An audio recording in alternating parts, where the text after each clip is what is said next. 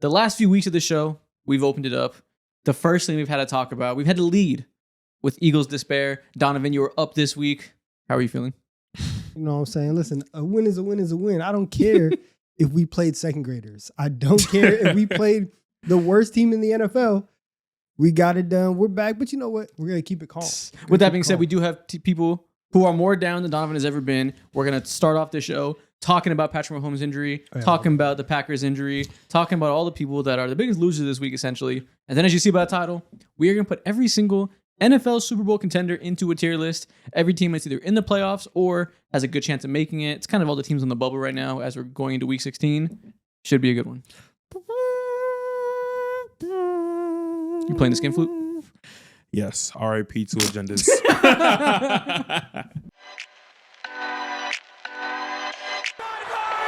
Touchdown! Unbelievable!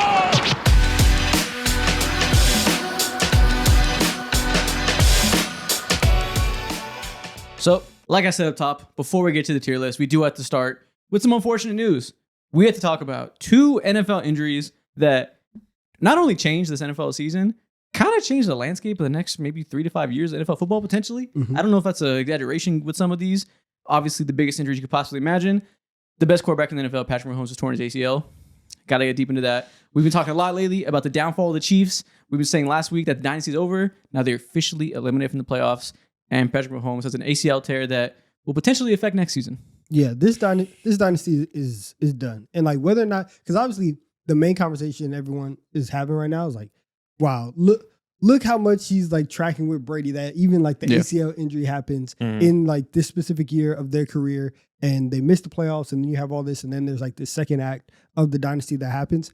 But there's so like even within the Patriots run, you never really questioned whether or not Bill Belichick was like the right guy to be at the helm of the Patriots. Like you kind of knew that defensively he was going to do everything personnel wise in terms of managing contracts, everything, this whole do your job, right? The program that they were running was super, super solid, and they could go out and find any white boy who was playing lacrosse and put him at wide receiver and it would work.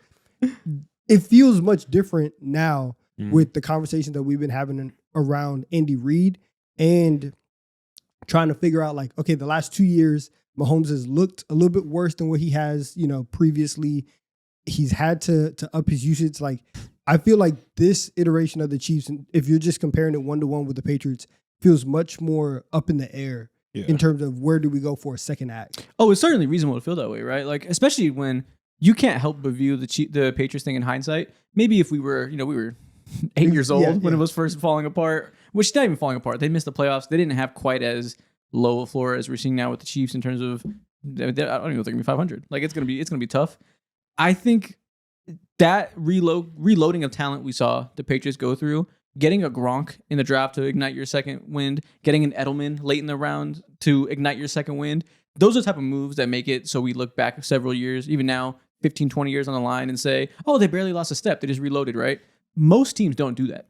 Most teams that have a dynasty kind of eventually fizzle out after 6 or 7 years dominating.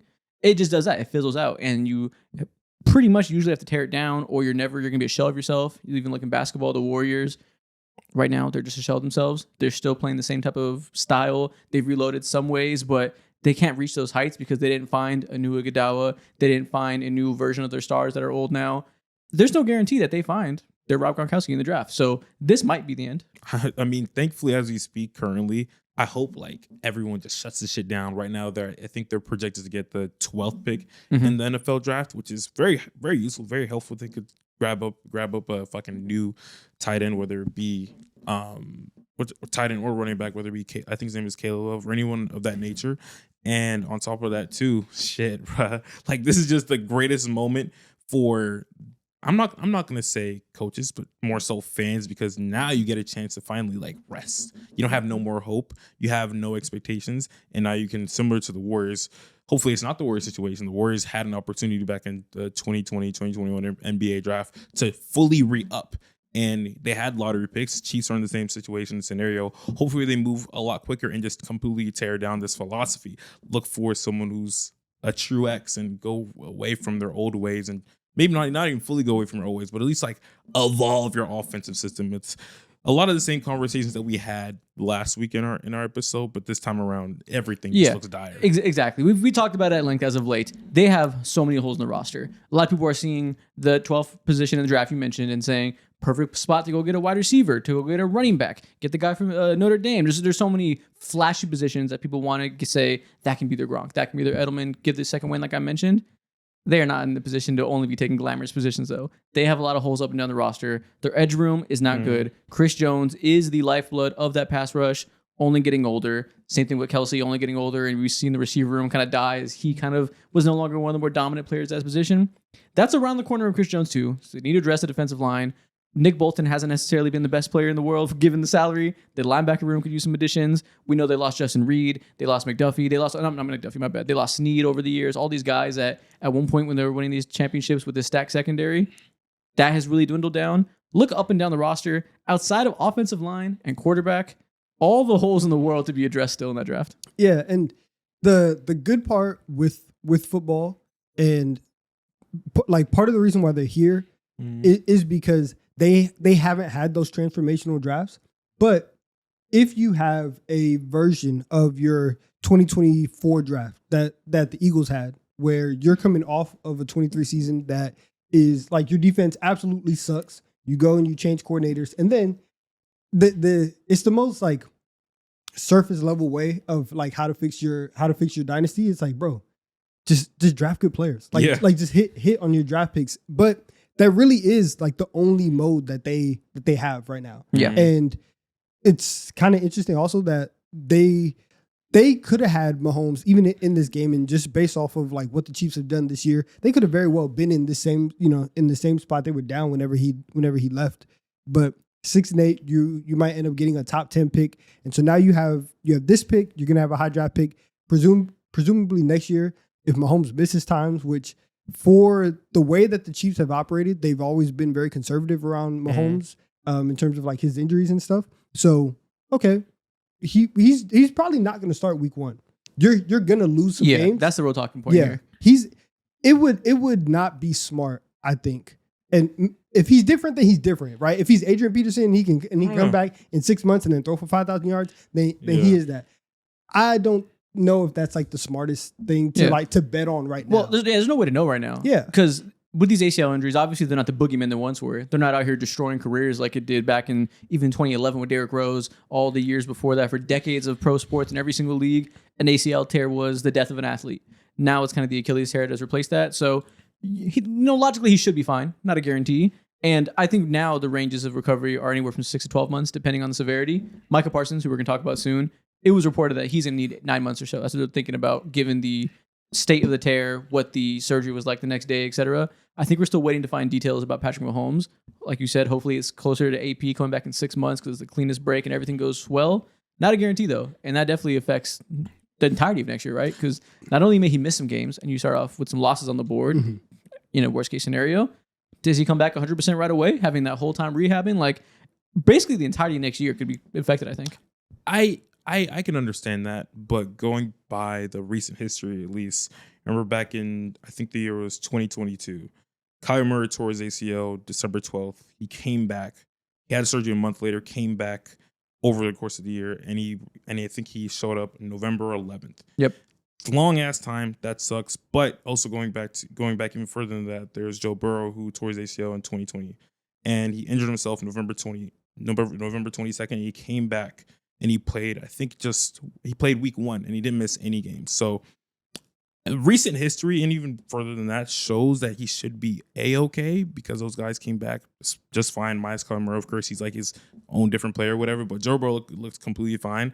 I'm hoping that if it bleeds in and it's like week 4 or 5, that's when we get to really scary conversations. But if it's just week 1, 2, and he's back around that time, it'll be okay. Yeah. I think the interesting part about this is like is such a clear, like this era of our team is over. Yep. And we have to start new. Where do we want to go? How do we want to do this? And we've seen in the years that Mahomes has been here, you've seen 2 versions of the Chiefs. You've seen this like high flying offense. And remember, like in 2018, their defense was trash. Yep. Like their offense was amazing, but that offense and Mahomes was carrying everything and driving that ship. and then you transition post Tyreek Hill to a much more defense oriented thing. I think for them, if I'm rebuilding this team, I would start offensively for sure 100%. with how you're doing this, because as you not only like his defense more volatile and like on a year-to-year basis, you also don't know what Spags' future is like. But the situation that led Mahomes into where we are now, which is not only are we not winning games, but you're putting so much on his plate. You're asking him to also lead the team in rushing and forcing him to be the superhero, right? Like, I don't want you to have to feel the need to do that anymore, right? I want you to be able to drop back, sit in the pocket, distribute to everybody, go be Patrick Mahomes, go be the playmaker. I don't need you to have to feel like you are the savior, to where now every single week we see you throwing your shoulder into somebody, trying to run somebody over. We see you trying to, put your foot in the ground, trying to juke. I don't need that. Let's try and build up this offense again so that bare minimum, we can at least have fun again. And not even just, I don't want you to be superhero. I think they need to make sure that they can get the value of Patrick Mahomes by giving him ample resources, ample weapons, protection, play calling to be an elite quarterback. I think the thought process around elite quarterbacks, really post Brady, has morphed into you can decide to pay less money to your weapons, less money to your line, etc., because you think your quarterback is so good that he can compensate for that. We'll put the money into defense. That was the Patriots' MO. That's how Bill Belichick was able to always yield elite defenses while Brady handles the offense with whatever's left over in the cap sheet, right? That makes sense when you start from a point of already being a champion team and you need to slowly lose some parts. It makes sense to lose those parts with the weapons. They're starting from ground zero. They got to get back to being regular again, and being back to regular offensively means giving Patrick Mahomes some playmakers. This season, he had nothing easy given to him. You look at all the elite quarterbacks, all the elite players around the league, they have people on their team that can give them some easy ones, usually, except for Josh Allen, who's also making do right now. But even him, a great offensive line, a great running game that gives you something that you can fall back on, where it's not I have to throw the ball 55 times every single week. And like you mentioned, Joe Burrow came back looking great. It's super swell to come back looking great when you have Jamar and T to be able to give you that floor, to be able to help you play at your best, because you're not trying to get every single play out the mud with your legs, with your arm, having deep balls to players that can't go up and win strong, trying to get these tight window intermediate throws to guys who can't create separation. Give him some assistance so next year he doesn't have to come back post ACL and still be a god. By the time he comes back, Kareem Hunt better not be taking 3rd and 1 snaps to get these short yardage situations. They better have figured out a way to go and revamp their running game. Tyquan Thornton better not be your best deep threat. You better have somebody large that can catch the ball 20 yards on the field. That's not him. Yeah, man. I don't know if there's a single front office in all of sports right now, or at least basketball, football, who is under more pressure than the Kansas City Chiefs, because you only have one go around. In my mind, I view this as like damn near a blessing in disguise, because you need to tear everything down. Everyone knows that. That's not new information. Now, hopefully, Gardner Minshew lands you, guides you, torpedoes you into shit, maybe even worse than the fucking potential 12th overall. They got 3 more games to lose. They can get to number 9 or something. I don't know. I hope so, bro. But yeah, we'll continue to talk about them all summer, obviously. But again, the title of this clip, the thing we're starting this episode with, is 2 injuries that completely drastically changed the course of this NFL season. And this one might be even bigger given what is at stake for this team. Micah Parsons has in fact torn his ACL and is out for the 2025 season. The MRI confirmed. Tough. And we actually have some update on the timeline. He faces a 9-month recovery at least. Damn. That is disastrous. And we talked a few weeks ago about the Colts when Daniel Jones got hurt.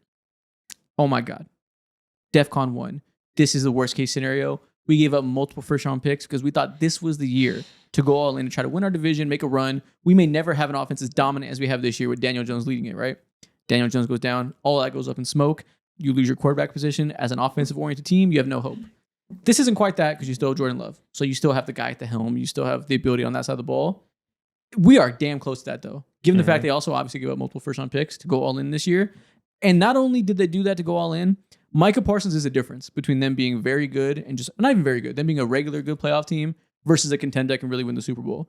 Him alone moves the needle to that degree. You add in the fact Tucker Kraft got hurt. You add in the fact that Devontae Wyatt is already hurt. Zach Tom went down in this game. Some of these injuries might not be as season-ending as Micah Parsons. Christian Watson as well, who was will be hospitalized, bro. Yeah. Up and down the roster now, extreme injuries. Yeah. If you go and pick their top 10 players, like 6 of them are hobbled now, and number 2 and 3 are on there out for the season potentially. This is the worst case scenario possible. I feel bad for Packers fans now. Yeah. This is a lost year. This is a huge what if. Yeah.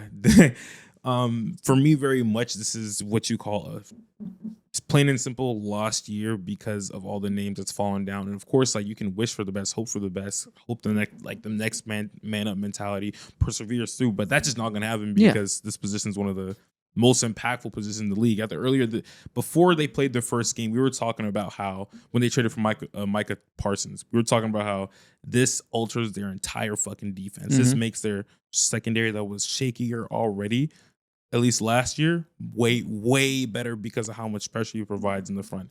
And now, like, the team was already flawed even with that.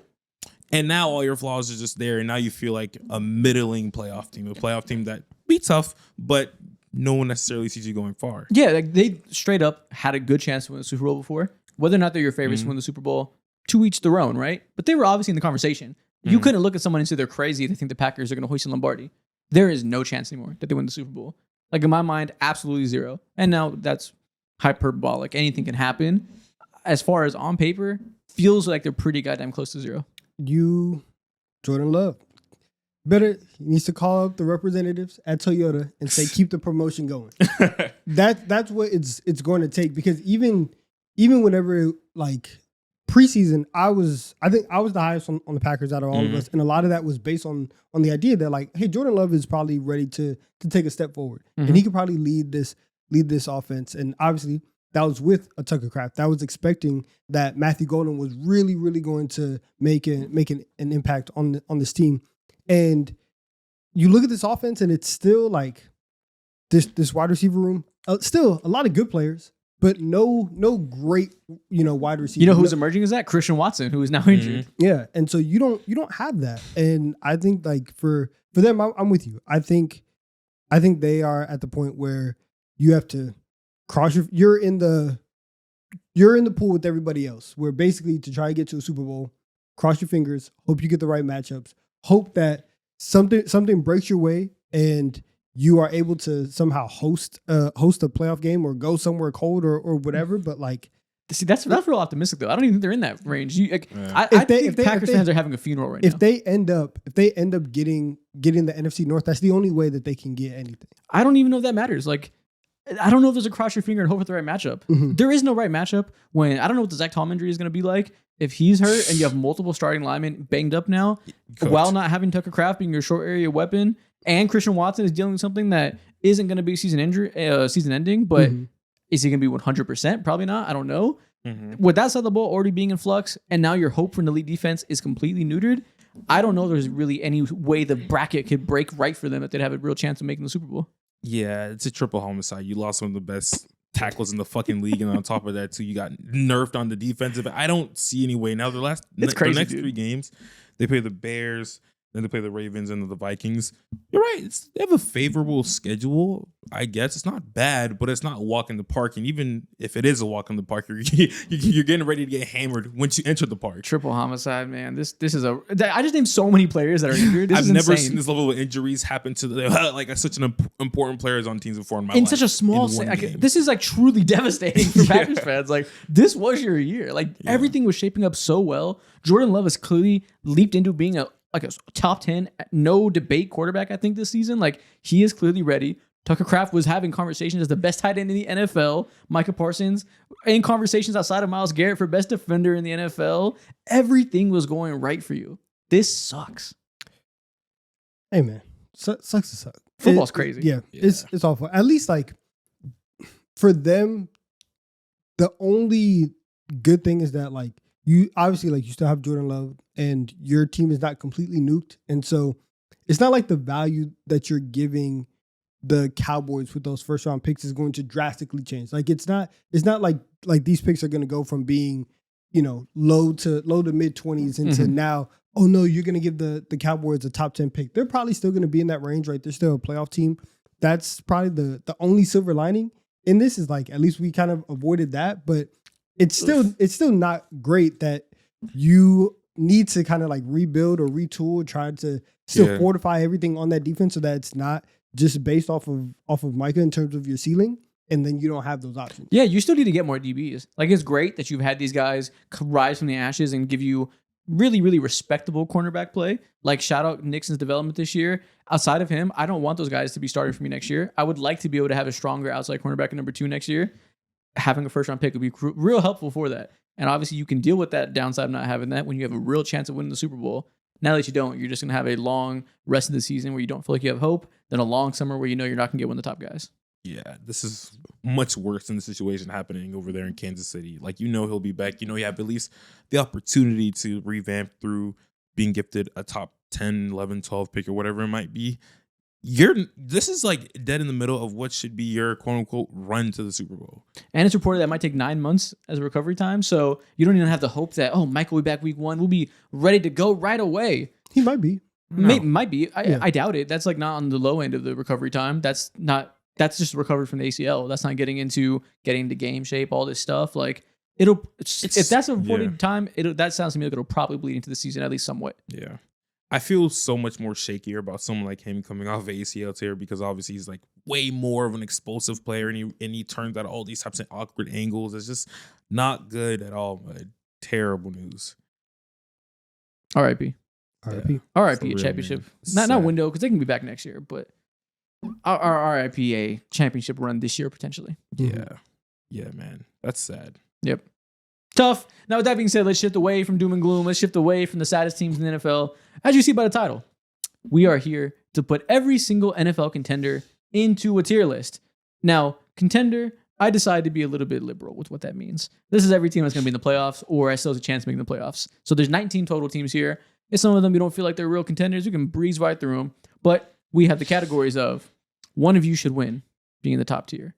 Can win it all, but one big flaw. Tough out, but not this year. Injuries robbed you, buddy. Fake demons, and I'll bet my life savings against you come playoff time. God can strike me down right now if you make the playoffs. Or if you make it, win. I'm putting a ban on the other team. So yeah, we're going to kind of react to everything we saw from these teams this week and recent weeks. Kind of get a lay of the land of only a few weeks left in the regular season. We kind of know who the teams are going into the playoffs. Can I get this quick one out the way? Quick one. I will bet more than my life savings. You start with negativity? I'll put my car as collateral. My house as collateral, bro. My mom's house in Africa as collateral for the Carolina Panthers. They just lost to the New Orleans Saints again. They got shucked. Yo, that shit is dangerous. They got shucked twice in the season. Oh man, Dave Canales, what's going on? You're becoming too predictable. You are a part of the problem alongside a few others that you have. They're not going anywhere, bro.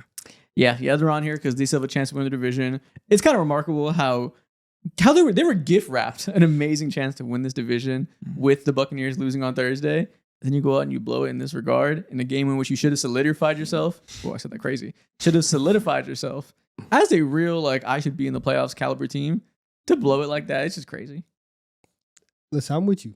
I'll double down with you. I'll put my life savings on the line too against the Carolina Panthers. There's no way they're winning the Super Bowl. In fact, I will give you the password to this channel and also to the D3 podcast too. How about that? It's not happening. Yeah. So we'll go ahead and get that out of the way first. Another team I want to talk about. Bryce Young as admin would be hilarious. He just delete the channel. He said too many things about him. I want to start with this team because I think for top tier, one of you should win. We know the teams that are typically in there. I have a new team that I think has earned their way into this tier. I think the Denver Broncos are in top tier 1 now. I think we just witnessed Bo Nix's best game of his career.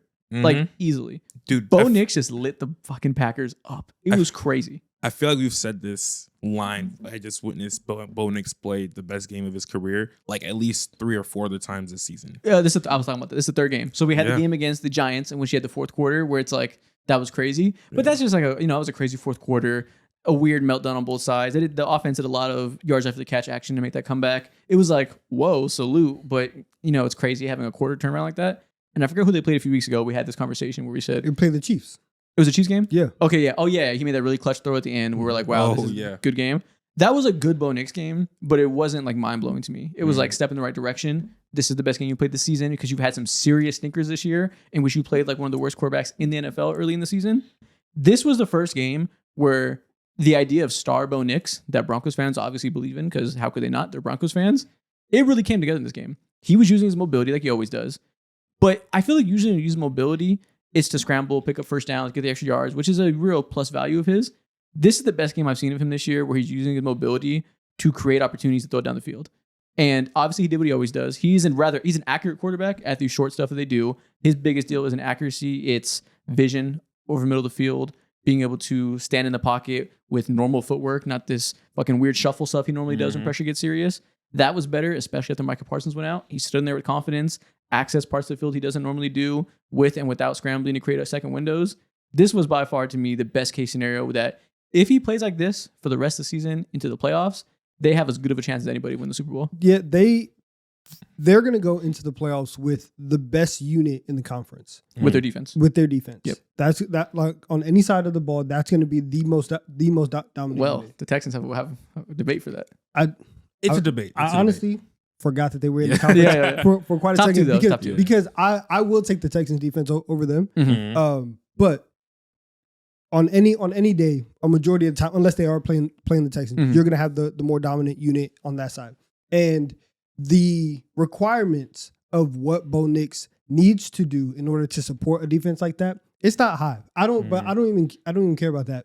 What you're talking about is if you are exceeding those low expectations, you are giving the Broncos free money. You are giving them extra plus value. And so I agree with you. I think that they should be in that tier one because the other teams in the conference is you have Josh Allen and you have the Bills offense, that defense, and we will talk about them in a minute. That defense still has some flaws. The Patriots had an opportunity yesterday to really put a stranglehold on the number one seed and on the AFC East, and they weren't able to do it. And the Broncos, as much as I have looked at them this season and have criticized them, they have done the number one job of everybody, which is you take advantage of the opportunities that are in front of you. And they have won mad games in a row. Bo Nix, even in his bad games, they're still winning games. And if at this point, like you might be in a position where you can get the number one seed. If the conference has to go through Denver and all those games are at home, that's tough. They have a great path. And, you know, they were winning games in spite of Bo Nix when he was playing at his worst midway through the season, a little bit earlier than midway when he was really bad early in the season. After a year where he had a strong closeout to last year, we came to this year saying, like we did our predictions episode with our top 10 contenders. I said, there's a world in which they win 14 games. If Bo Nix is ready to take a next step, if some of those young weapons come together and they get like answers on the outside, whether it be Troy Franklin, Pat Bryant, the addition of RJ Harvey, if one or two of those hits and Bo Nix shows that the second half of last season wasn't a fluke and he's going to build on that, there's a world in which this is one of the best teams on both sides of the ball in the NFL and they can win 14 games. But that wasn't an outcome I necessarily expected, but it was in the cards, right? Then the season starts. Bo Nix looks worse than he did the previous year. We said, oh, fuck. Well, I guess I don't know what to think now because the offense sucks, even though the defense is great. If this is going to come around in this fashion, and if what we saw against the Packers is even close to real, and he's not only performing like an average quarterback, but performing in plus value, being a legit weapon to the team, I think that there's no, like, even the Bills, who just played really well, there's nobody you should pick over them. Yeah, I agree.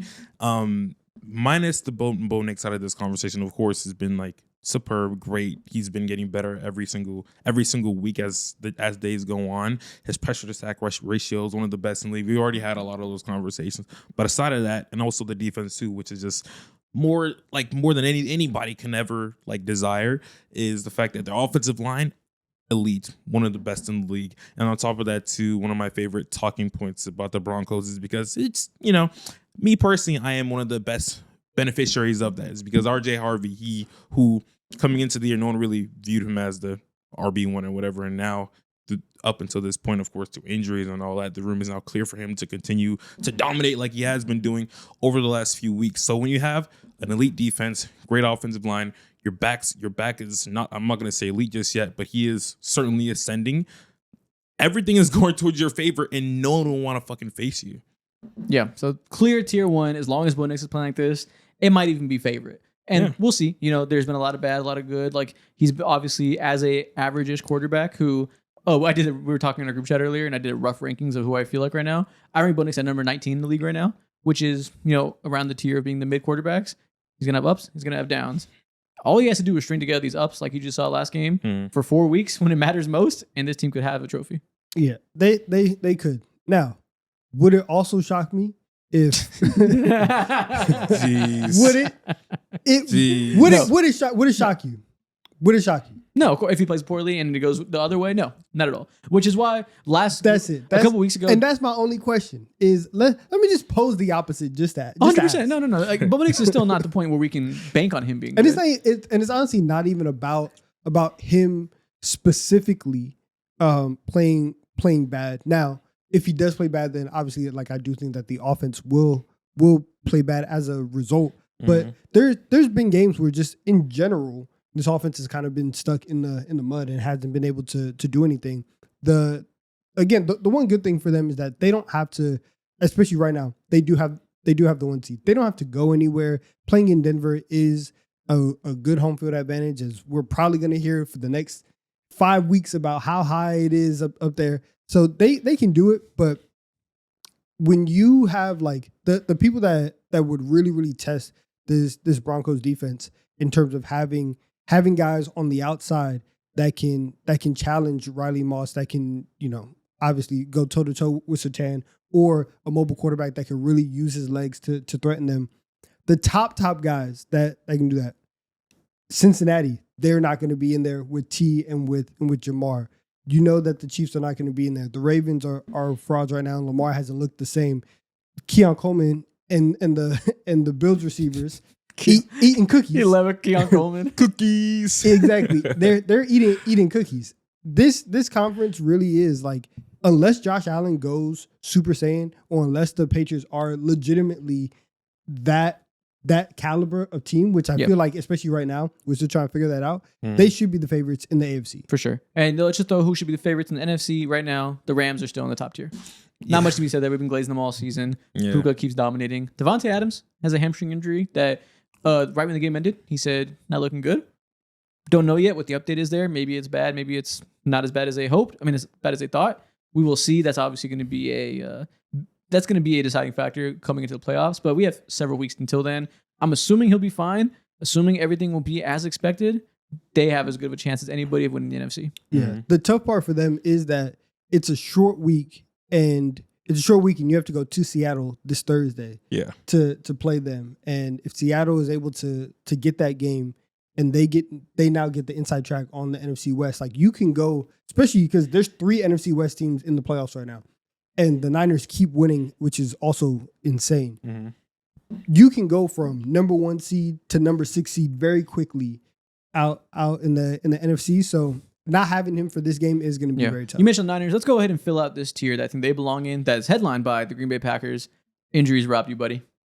Simple as that. These are teams that are very good. They deserve to be on this tier list, but you don't have the horses anymore. Whether it be offensive injuries, defensive injuries, guys that will or won't come back, depending on if they're gone forever or 100%. You don't have a chance that we really think is up to par with the guys at the top of this list, and it's of no fault of your own. It's simply because of bad injury luck. Yeah, you could be next man up.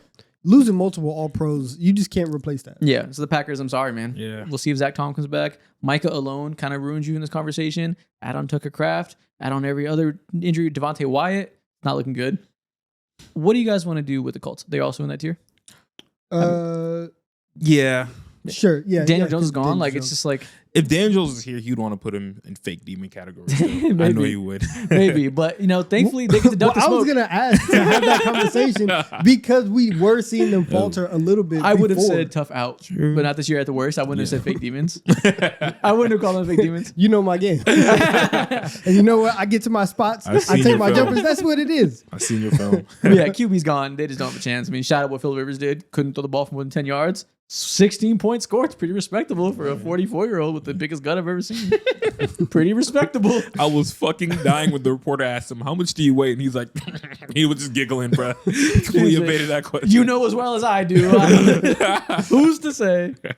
Now, that being said, are the 49ers also in this tier? Yes. Again, another team that lost multiple All-Pros. Yeah. Yeah. And what they've done to stay at this point, remarkable. Truly remarkable that they're in this point where they're going to be a playoff team. It's been guaranteed for several weeks. They're going to get one of those wild card spots. I just cannot will myself to believe they really have a chance without Nick Bosa and Fred Warner, with the defense being what it is, not in the top half of the league, second half of the year. Like, it's really hard to imagine they can win 4 playoff rounds, despite how amazing of an offensive coordination job it's been this year from Kyle Shanahan. Yeah. Yeah. Would they have been fake demons? I don't. If they were fully healthy, they might have been like tier 1. They could have been amazing if they're fully healthy. Now, what's good about them is that I know bare minimum defensively, they have several guys coming back, which is perfect timing to start to ramp up at this time of the year. But still, like, their offense can only go so much, can be carried so far. How many yards does CMC have? Receiving yards does CMC have? 1 million so far this year, bro. It's but ridiculous. again, they're not going to have a top 15 defense in the league with the state of talent they have right now with people hurt. There's no chance they could have been fake demons because they got fucked with injuries very early on. Mm-hmm. We've known they were screwed all year, and they've just found a way to stay afloat despite of it. So it's just salute to them for being on the tier list. Fuck happened to Brandon Ayuk, man? I heard That's he was a demon. What's going on? That's a whole other story. That's a whole other headache. That's the weirdest thing I've ever seen. Do the Chargers belong in this tier list? They are 10-4, just knocked off the Chiefs after knocking off the Eagles. They just keep winning games. It looks ugly offensively. And you ask me as a Chargers fan, I'm kind of like, I threw in the white flag as soon as Joe Altman hurt. As like the season's cooked, they're not going to win with the worst tackle duo in the NFL. But they keep winning games. The defense is elite. Do they deserve to be in a tier above this, whichever one it may be? Yeah. Or if injuries also robbed them? I think personally, they're probably they're a tough out. Even with how bare bone their offense is and how Justin Herbert's just last game he wasn't destroyed, but it wasn't great. Even with that, the defense is just that insane to me. Seeing that secondary and just how their linebacker just continuously just like nuke these receivers week in and week out, that's just tough. Tony Jefferson was laying a hammer, dude. Those little weak ass receivers on the Chiefs. I'm sorry, could man. not hang. Yo, Rasheed Rice died. This is the back-to-back week, bro. He got resuscitated, shot again. Xavier Worthy was getting tossed around. Jeez. They were looking bitch made. Yeah, with Derwin James and Tony Jefferson killing them. Yeah, nah, man. Like, It was crazy. It was like 05 NFL. It was Yeah. crazy. And you know what? I love it because for so many years the Chargers have been a soft ass team in these previous iterations with these different coaches in the Staley era, weak as fuck. It's nice now that we have I'd rather be the dirty team that everyone's get tired of playing because Tyler Tart is smacking Kelsey in week 1 and then we have several fucking paid hits to wide receivers. I'd rather this any day of the week. Yeah. So yeah, I guess tough out. I mean the defense they have a chance. Like clearly they just beat 2 teams that we consider despite their flaws to be quality. We'll see in these coming weeks. They're going to play some more elite defensive lines. They're going to once again murder Justin Herbert week in and week out. Are they a tough out though? Probably. Yeah, Justin Herbert, regardless of like the state of this team, he's always going to have them in the game, and that's why, in my mind, I think 4 weeks ago, maybe a month and a half ago, I said like, yo, this guy's playing at the MVP of the league with this trash ass offensive line, and his retained has done nothing but got fucking worse, and guys have been in and out the lineup constantly, but he's still remained and been there, and through like guys being in and out. I think QJ was out the last game for you guys too, who hasn't like been super impactful the last few weeks, obviously, but still him being out is you don't like that. You don't like to see that. I think that's a tough out because he's always going to make throw the most random dots with his new sneaky mobility, and I think you just never want to see that. And unsneaky about it. Yeah, that white man can run. Sneaky man. Yeah, it's tough though because white Greg man. Roman is like the worst equipped coordinator in the world to deal with the lack of protection they have. That man has no quick game passing plays in his playbook. He is putting Justin Herbert under center, heavy formations, asking him to run play action and throw nothing but deep developing yards on the field that don't turn around until they're 10 or 15 yards on the field. And by then, Justin Herbert's in hell. The sheer lack of easy outs put into the playbook to deal with the fact he's so injured on the offensive line is crazy.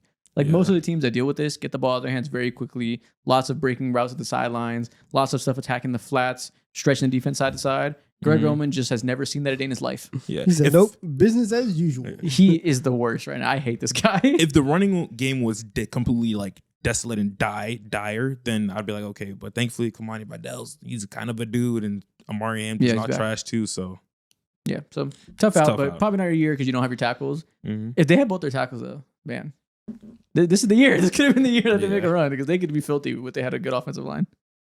All right, Bills, fresh off of a victory. They spotted Drake May and the Patriots 21 points and walked them down. Obviously have flaws of their own. Still can't defend running backs up the edge. We saw Trayvon Henderson have a career day because those second level and third level defenders, the Bills, once again have no ability to work sideline to sideline and play gap as well. But they did win the game because Josh Allen once again had an MVP level performance. Where do they fall? They can't. Can they win it all with the defense? No, I think they have one big flaw. They could win it all, but That's what he's saying. That's the second tier. Can win it all, but one big flaw. If you think that they can win it all, then I think that the second tier is for them. If you are truly disgusted with what you see on a weekly basis from this defense, then I would drop them down to tough out. The defense and the fact that every single game, I know that you guys are going to give up minimum a 30-yard rushing touchdown. Easily. It's on the board. So an explosive run is going to happen, and the field is going to shift, and a big play is going to happen because you guys cannot stop the run to save your life. And yes, they came back. I can also see another scenario where they once again get down 14-0. Like I don't think that this is a team that we can expect to have positive game script going into every single game, that we can expect for them to not be asking Josh Allen at the end of games to really, really put the team on his back. That's the part, though. Offensively. You're right. They shouldn't ask him that, but he can do it. Exactly. This is Josh Allen placement. 100%. He can. And if that's good enough to say you can win it all, then okay, thankfully, fine. We can do that. With the state of this AFC, that is good We enough. can do that then. Yeah. With the lack of super teams this year, with the lack of Eagles being dominant, with the Chiefs being the boogeyman no longer there, low-key having Josh Allen and enough help with your weapons, that being the offensive line, the run game, is kind of enough. That's the only separator that they have. They got the man with 2 first names, Josh Allen, bro. And that's the only reason why they're in this tier. If Josh Allen was a tier worse or a couple of decimal points worse, then you're tough out. Yeah. But he's just that special, that hard to tackle, according to the New England Patriots. And he is like the end-all be-all and just makes what shouldn't happen. Yeah, like it's not even... This says can win it all, but have one big flaw. The one big flaw is the roster is untalented outside of Josh Allen. Like on both sides of the ball, your weapons cannot get separation. We're relying very heavily now on going to these large 12 and 13 personnel because you might as well do that because you're not going to get amazing Keon Coleman separation, amazing Josh Palmer separation. You might as well put tight ends out there and see what you can do with heavy formations. Josh Allen's finding a way to win with that. Defensively, they're not going to do a whole lot. We got to hope the young guys get going on the interior at the right time. We had a spark going in the secondary going to the playoffs. Bro, this is week 16. I'm so over. Yeah, I know. I'm so over. Yeah. You know, maybe we can start getting some production. It's been 4 months. Wait for Hairston to make that leap. Yeah, I don't know. Maybe you never know what can happen come playoff time, but it really will be as far as Josh Allen could take them in the second half of games. I low-key am rooting against them because I do think it would be funny if the 1 year that Mahomes and Lamar are not and Burrow are not either there or at full strength, like they still can't get it done. It would be a little bit funny. Oh, and I was telling you in the group chat too, it would also be funny if that happens and if Bo Nix wins the Super Bowl this year. So back-to-back years, it's Jalen Hurts and Bo Nix winning Super Bowls. Oh my God. We'd go from the era of only thing that matters is quarterback. We're talking about it like it's WWE, my action figure quarterback versus your action figure quarterback. Now 2 years in a row. Oh, we can win with bums. It doesn't matter. Anybody can win with quarterback. Damn, I can already. What's your problem? What is your problem? It's like average starters can win easily. We don't got to do this anymore. I can already see it now. The Brock Purdy top 10 You have an combos. issue. They're gonna be real as fuck. If he would have won, it would have started with him, and now we're here. Like you don't need a top 17 quarterback to win the Super Bowl. Like it's real easy to just have a good roster everywhere else. Damn, anybody can be winning If he Super Bowls outplays the these GOAT days. in the Super Bowl, then then we'll have different conversations. He goes toe to toe with Matt Stafford and beats him. Anybody can do it. I guess so, man. That's not the GOAT. Next team, Just a guy. We're throwing picks on screens now. All right. fake demons. Who you want to put there? We haven't put anybody there yet. Donovan, does anybody go to your eye as the hater? Anybody you want to shit on? Or do we not have any fake demons right now? Because all the fake demons have kind of showed themselves to be fake. Yeah, I guess so. Like going into yesterday, here's what I will say. For a team that is as swaggy and celebrates as much as they do, the Detroit Lions are fake demons. Damn. They are only off of vibe alone. Because I do think that throughout the season, they are not fake. They've shown us who they are. I agree. They've had issues, right, with physicality. They've also had a lot of injury issues, right? You have Brian Branch and his Achilles last week.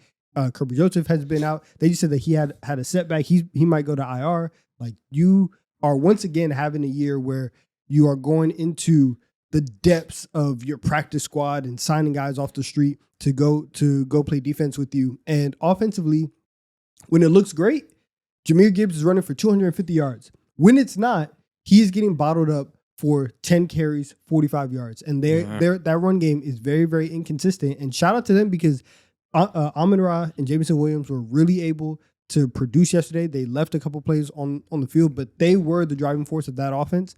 However, this team is just too inconsistent.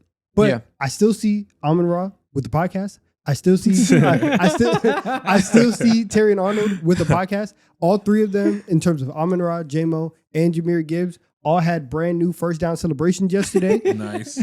You guys are moving like you guys are the 1 seed. You're about to miss the playoffs. I can't have that fake demon. This is the oldest shit I've ever heard in my life. Fake demon. Take those accessories off. You haven't Fake earned demons. that arm sleeve. Paul George had to stop his podcast. I'm not gonna lie. It's funny because it's Paul George. Listen, man, we're fake demons. We're moving like it's 2023. It's not that anymore. Hey, man, these wave contracts got to be fulfilled. They have KPIs. I understand that. And the Terry and Arnold clips, I've been seeing them a lot. Good stuff. good stuff. I'm tapping in. I'm liking everything. everyone. My favorite one is the one with Devontae Smith, where he's like, what would you tell a young player trying to come up today besides, keep your head down, work hard, and you can get where you go? What would you tell them besides that? Devontae was like, what else would I say? That was the funniest clip of the year. And there was another one where he was like, I think it was that clip specifically where it kept going. And he was like, all right, what I would say is like, listen, cut out all the... He's like, listen, like I would tell him to cut all the distractions out, lock in, and really focus on his craft. And he just stared right at TA. And he's like, yep. He's like, I'm talking about you. Okay, so I guess you knew fake demons if you want to say they've carried themselves too crazy. I don't know, whatever. I mean, at best, they're a tough out, but not this year because of the injuries. Yeah. Do we feel like the injuries have robbed them substantially to the point where they belong in the tier where injuries cooked you, buddy? Or do we feel like they still have a chance because of the offense and they're just tough out?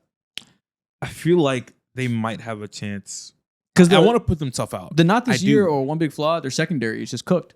Some of their best defenders are in that secondary. Maybe the best safety duo in the NFL, Brian Branch and Kirby Joseph. You really can't get much better than that in terms of versatility, defending deep in the two high shells, being able to rotate down to the box like Brian Branch and be able to hit.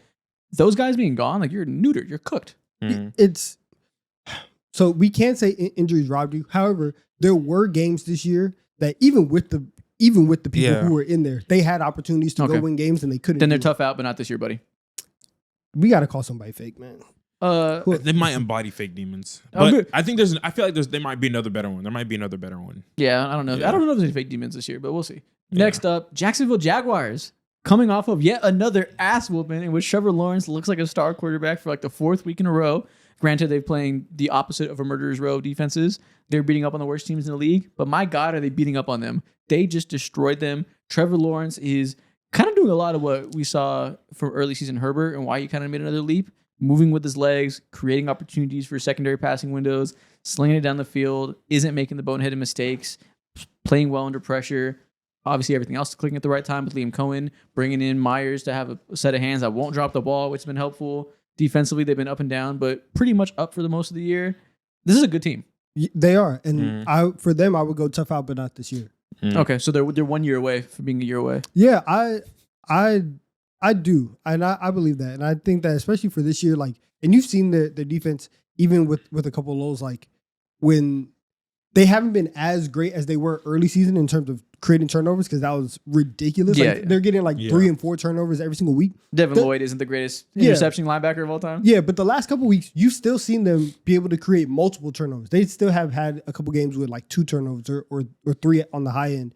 And so when that's happening, when your run game is getting back going, when you're seeing Trevor Lawrence really reach flow state, and we are seeing him be more aggressive. That's the best way to describe it. Right? He's in the zone. We're seeing him push the ball downfield. We're seeing him have a lot of confidence in the way that he's playing. I think that they are gonna be very tough, and it's no longer just the Jags over there. No, they're a legitimate team, and they're fourth in the NFL in EPA per dropback defensively this year. So still a very strong defense with that edge rushing duo and the secondary additions they made. Yeah, it's all around good team. Yeah, they're I think a top 10 offense, top 8 defense right now.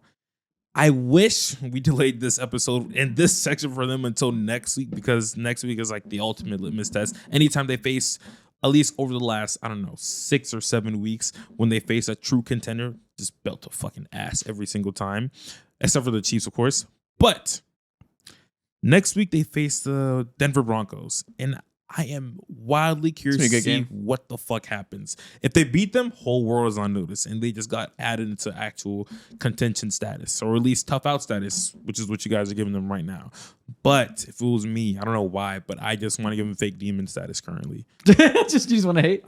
I do, because I'm looking at their schedule. I'm like, yeah, you should you should be averaging 33 points per game over since week 8 of the NFL season. You should be. Look at your schedule. That doesn't make them fake though. I mean, they're doing what they should. Until know. they fail and don't do what they should, they can't be fake demons. And like they are going to be a tough out because they are going to host a playoff game.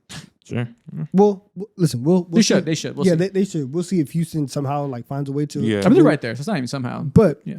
but if they do end up with the 3 seed, you do end up hosting a playoff game. That is going to be hard to go on the road and beat them. So I will keep them for tough out. But listen, I don't hate the pick.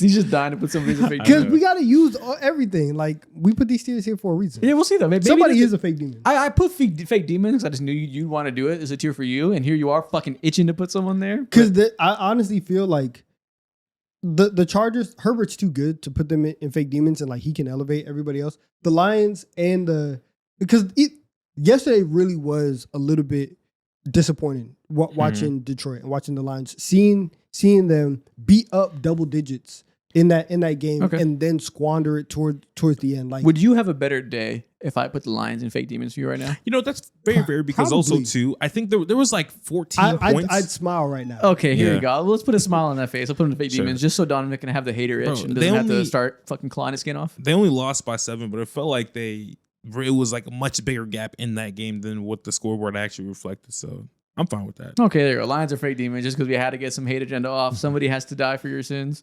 Lions, there you go. Ravens. Probably going to win the division. We'll see what the Steelers do. It's going to be neck and neck until the last week, clearly. Coming off of a victory. And they had a belt. Who? They Bengals. It doesn't Bengals. matter. It was a cold doesn't game matter. that the conditions were weird. The Bengals aren't a good Yeah, team, but I know. they gave belts. Like we'll get into it later. They sent some. They gave belts. Mm. Sent some Bengals fans into existential crises. They already have their crises on their own merit. You're right. I'm just like, I don't know what to do with them. Like in some regards, the Matabike injury did rob them of having a good defensive line and having like real pressure that can make them have a strong defense that makes them legit championship caliber. And Lamar's injury has robbed him to some extent. He hasn't looked the same, whether it be because of rust from time off or lack of explosiveness with his legs, at least relative to what we know Lamar can be. But I don't think it's been substantial enough injuries like the teams that are already in there. So I'm not going there. I guess you're always a tough out with the talent they have, but I don't know. Not that tough. So depends what we want to do. Because if we want to be nice, then I will say injuries robbed you. Because there was a point in the season where everybody, like the entire defense, was just done and cooked. Yep. And they were trying to make a run back, and then Lamar ends up going out, and it's just one thing after another. So I can see that. And if you're a Ravens fan, you would tell yourself, we had a legitimate opportunity. Injuries derailed our season early on, and then things kind of snowballed from there. So I would get that. I think they've recovered well enough and are going to be a playoff team now that I don't think we need to give them that since we've already given that out to so many others. Just because Lamar's back now and Matabike is not gone. Matabike is not coming back, which really is a nail in the coffin for their contender status. But you can't let one major injury give you that card. I think unless it's a quarterback. So if okay, They're getting Ardarius Washington back, which is a good addition to their secondary. do you want to say tough out? That's my question: are they fake demons because we know they're demons because they have Lamar and Derrick Henry? So are they fake and they're going to get cooked in the playoffs, or do you feel like they can win a playoff game and they're going to be hard to deal with as they always are because we know what they have with the high end talent, that being just Lamar and Derrick Henry offensively, and then when they have their full secondary, Kyle Hamilton is still one of the most dynamic defenders in the NFL. You have Gilman and Ardarius Washington here now that gives them versatility to continue to use Kyle Hamilton in more and more diverse ways on the edge, in the middle, up high, whatever they want to do. I don't know. I think we should respect Lamar and put him in tough out. yeah. You're lucky Lamar just blew somebody out because before this, I wasn't ready to respect Lamar for the rest of this year. He was Me playing either. like dog shit. Me either. But Yeah. 24-0 it's something. Okay. I mean, 24 isn't that many points given the fact that the team is 0. I mean, What? like, you had a lot of opportunities. They didn't get any points on the board, so you had to ball a lot. Like, 24 isn't the best showing. 24 is. I'm just looking for a fine. reason to put him in fake demons. I'm just looking. I'm just kidding. Would you have a better day if we put him in fake demons? No, I don't care. It wouldn't affect your day whatsoever. Nope, don't give a fuck. I'll forget about this conversation in 5 minutes. It's crazy. Seattle Seahawks. I think they've earned one of you should win. And they do have more question marks in the top two teams, with the run blocking being mediocre at best. Actually, no, the run blocking being terrible. Straight up terrible. The run game being mediocre. All right, well, you answered your question. But offensively, they've had more games than not in which they survive it just fine with the strength of their passing game and the explosion. They have had a couple games in a row where it took them a while to get going passing-wise. The first half against the Colts was really strange. The amount of meat they left on the bone was strange, but they recovered in the second half. Kind of gross that you beat the Colts by like just field goals. I don't know if they scored a touchdown this game. I think it was just field goals. Kind of gross. I'm probably willing to give them benefit of the doubt for one more week that their offense is going to get back to being strong. But if you want to say that's going to hold them back from being the Rams, I guess it's just they're going to play each other. Yeah, we will see how this ages very quickly. But this has also been about a month where the offense has been shaky in spots. They haven't been able to finish off drives like in the red zone, really start getting 7 on the board. Yesterday was obviously like the ultimate culmination of that. You only kicking field goals. So I think you can look at this team and say that you have one big flaw. And I do think that the run blocking could be the one big flaw. Okay. Yeah. No, fair. Okay, fine. I think we'll go that tier next to the Bills. If they beat the Rams, you get your way back into top tier. But for now, multiple games in a row in which the offense isn't quite as explosive as it was before, that's fine. Yeah. Eagles. Now. Can win it all, but one big flaw. And the flaw is the offense. Yeah. It's a championship caliber defense. I agree. But the offense is just too volatile. Do you feel like tough out, but not this year? Like the one flaw is the offense, but it's like all facets of the offense. If it's your entire one side of the ball, that's not one flaw. That's like half the game. I mean, it is one flaw. I mean, it's the wide It's receiver. one running, unit, one the man, wide one sound. receiver, You know what I'm Jalen saying? Hurts. It's the run blocking, the pass blocking, the healthy offensive line, the quarterback play, the play calling. It's everything offensive. The routes, I don't know. Besides the wide receiver talent, including Goddard in that, besides pass catching talent, it's every facet of the offense is a question mark.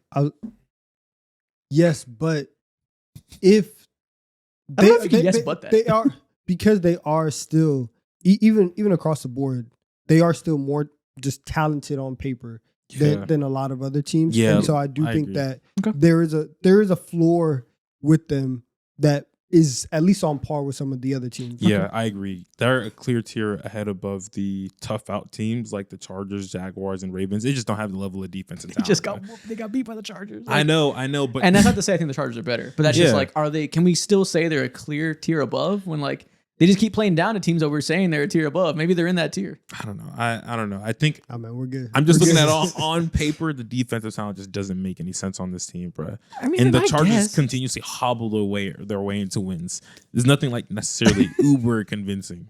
How quickly we forget after 1 week of them being I remember, but it was hideous though. Really, what it is to me is I don't have a problem putting the Eagles next to the Bills, who are also clearly flawed. Maybe that means we put the Seahawks back up because I feel like the Seahawks have earned a lot more benefit for the doubt than the Eagles have. We'd fry them. Oh yeah, you're right. It's two different levels of conversation. Like the Eagles, they can be a the tier Seahawks above. defense is better than the Eagles, or at least neck and neck is one of the top that you believe will be at the peak of the defenses come playoff time. They're at worst neck and neck. Their offense is showing a hell of a lot more. Play callers are better. We can put the damn sure we can put the Seahawks a tier above. I just think that the Eagles, this defense really is like rounding into form, and the fact that obviously you played the Raiders, so like you can't take too much from it. But it's crazy how bad they are. It's like it blows my mind. It was laughable. It was ridiculous. But you had that, and like Jalen Carter hasn't been here for the last 2 weeks. And Lane Johnson will hopefully be healthy by playoff time. Yeah. So I'll go with that. Them and the Bills makes total sense together. Yeah. The one thing about the Seahawks that really bothers me is whenever I see a blitz come out that just looks confusing in general as a natural watcher like me. This offensive line struggles. They have just some other what's going on. Yeah, they don't know what the fuck is going on at all. Anthony Bradford is more confused than I am. Yeah, Charles Cross is more confused than I am. And that's something that I can't say about these two other teams. That's a problem. Yeah, with the Seahawks. That's why I kind of view them as tier lower. But sounds like I'm outruled. Okay, I think their defense is game breaking enough that I'm willing to put them top 2 regardless. But if that's what you guys feel, that's fine. Just keep the birds there. Okay, Bears. They may be fake demons. No, they are but fake everyone demons, keeps I think. talking about other fake demons. Like But nobody believes in them. I don't think they're actually demons though. Yeah, That's the nobody thing. thinks that. So I think Yeah. they're just tough out, but not this year. You're a year away from being a serious team. You still need more defensive additions. Kyler Gordon's going back to IR. That fucking sucks. Right when they were getting their defensive talent together. Now, Caleb Williams did just play the best game I've ever seen Caleb Williams play in the blistering cold. We were talking about how are they going to play football in Chicago with a -10 wind chill. Well, that's how they're going to do it. Caleb Williams was dotting shit. This was the best accuracy game I've seen from him in terms of his process and like the throws that he's identifying over the course of the field and being able to consistently hit the easy stuff while doing his absurd, miraculous throws like that touchdown to DJ Moore. So he's trending in the right direction against a good defense. But, this team just doesn't have the talent on both sides of the ball. Yeah, that's fair. I will say, especially after yesterday, I think maybe more so. We keep talking about these quarterbacks that like black out and have the Joe Flacco runs. I think if we were to rank them right now, I think Caleb Williams would be at the top of my list. Really? For who I feel is most likely to do it. Interesting. I feel like he's least likely because I feel like those type of runs are typically I think to get those type of blackout runs, you need to have that like veteran savvy to just like be able to be consistent. And then like maybe you break some big plays because your weapons or whatever, but you're just like I even think back to like when Brady entered that mode late in his career, he just like didn't miss anything easy. And like the absence of negative plays is kind of how that happens typically. But it could go the other way with Caleb, I guess. Maybe the loud plays are just being super, super loud right now. But I'm seeing everything that he's doing. I'm like, yo, it wouldn't shock me if there's like a baseline level of shock, but like tier 2 of shock. It's a possible shock. Yeah. It wouldn't get to that level if for 3 straight weeks we saw Caleb Williams really put everything together, because every single week we're like, if he can just do it, if he can just put everything together, and it feels like it's the next step instead of 2 steps away. Mm-hmm.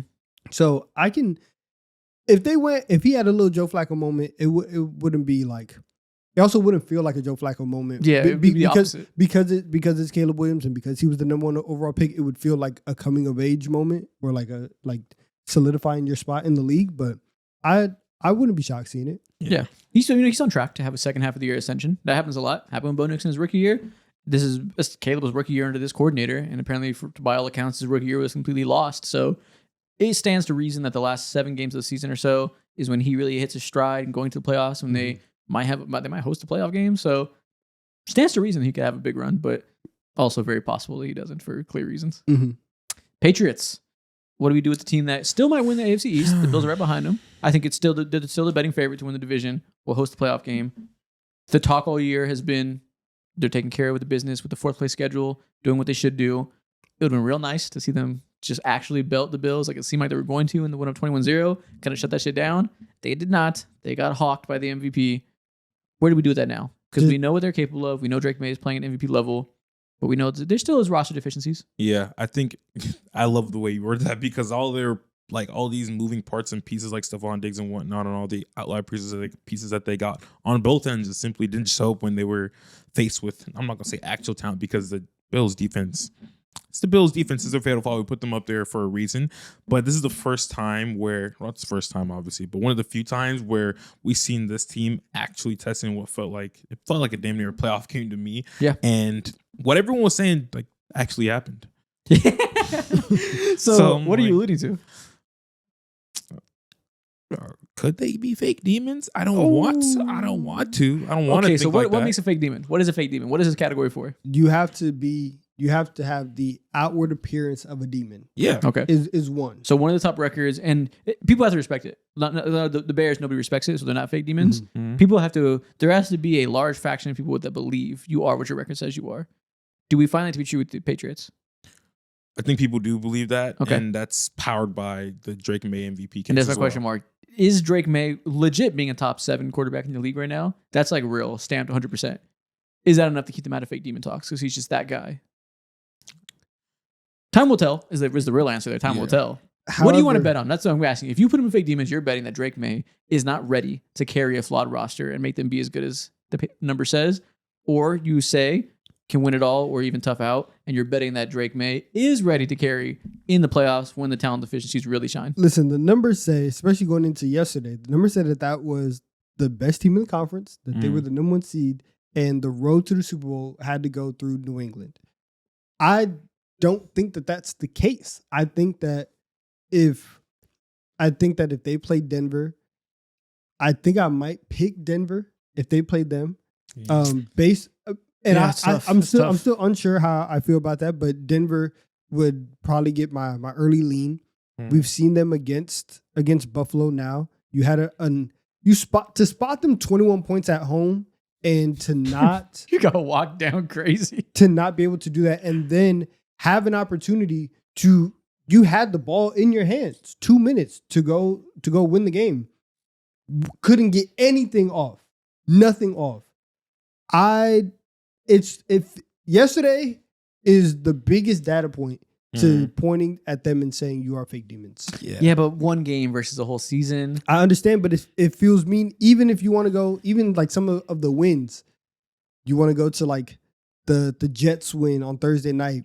They beat them by 13. Still wasn't like the most impressive showing, and it was more so like, hey, the Jets just suck, and if you play them, you should win by 10 regardless. Yeah. Or 2 weeks before that, I think it was a primetime game, and they faced the Falcons, and they only won by maybe like 3-2 They or lost- 3 points or so. Beat the Falcons by 1. Yeah. Well, I think that big flaw, if we're pointing one out, is to me the weapons.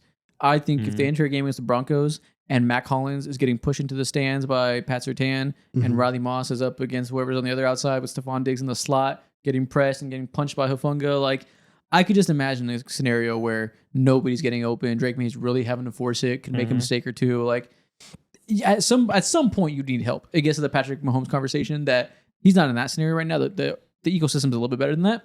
But like also Will Campbell needs to be healthy. Like when you're playing the best of the best defensively, like the Texans have and the Broncos have, which you probably got to face one of them in the playoffs, depending on how it goes. You know, they might have the Texans in the first round. You really do need to have some horses to aid your quarterback. Yeah. It sounds a little bit fake demonish. I feel like it's more like tough out than fake demon, but I don't know. It's only fake demon because of the way they were positioned and like how the media views them. I don't want in to my doubt mind. Drake May's ability to carry until we see him not be able to because he's done it all year. Yeah. And like it's not like basketball where like they're a different level of scouting and the playoffs are completely different. It's not quite that level. Like you scout in the regular season, you know? So like I don't think they're going to fall off inherently. You don't have to doubt Drake May to put him in fake demons. I think you do because I think if you feel like Drake May's the MVP. If you think someone's an MVP caliber quarterback, like you probably think they can translate that to the playoffs. Well, yes, but I think right now would be I think if you're calling them a fake demon, you really are. It's not really a Drake May conversation. It really is. The rest of your roster True. is not good enough. And So do you want to? Okay, so tell me, do you want down the hill? Do you want to go out there on a limb and say the Patriots are a first round exit? I can see that happening. And if that is the case, it's one of the last few plays of that Bills game that we can like refer to, and that's to me what feels like. I don't really They, feel like it's they're a more shoo-in. likely, obviously. I'll say they're more likely to lose in the first 2 rounds than to be in the conference championship game. I don't know if I feel that way. I don't.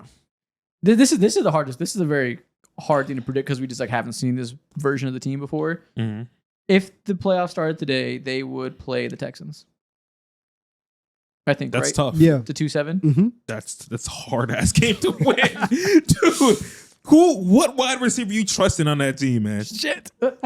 What wide receiver you trusting on that team? No, I think the Texans will probably pass up the Chargers who have a difficult end to their season. So I think they can beat the Chargers. See, now that is what I would expect. However, the Chargers keep winning these They games. do, and Exactly. And it's ridiculous. And But they play the Eagles and the Patriots and the Chiefs who suck. So like they're gonna play good teams pretty soon.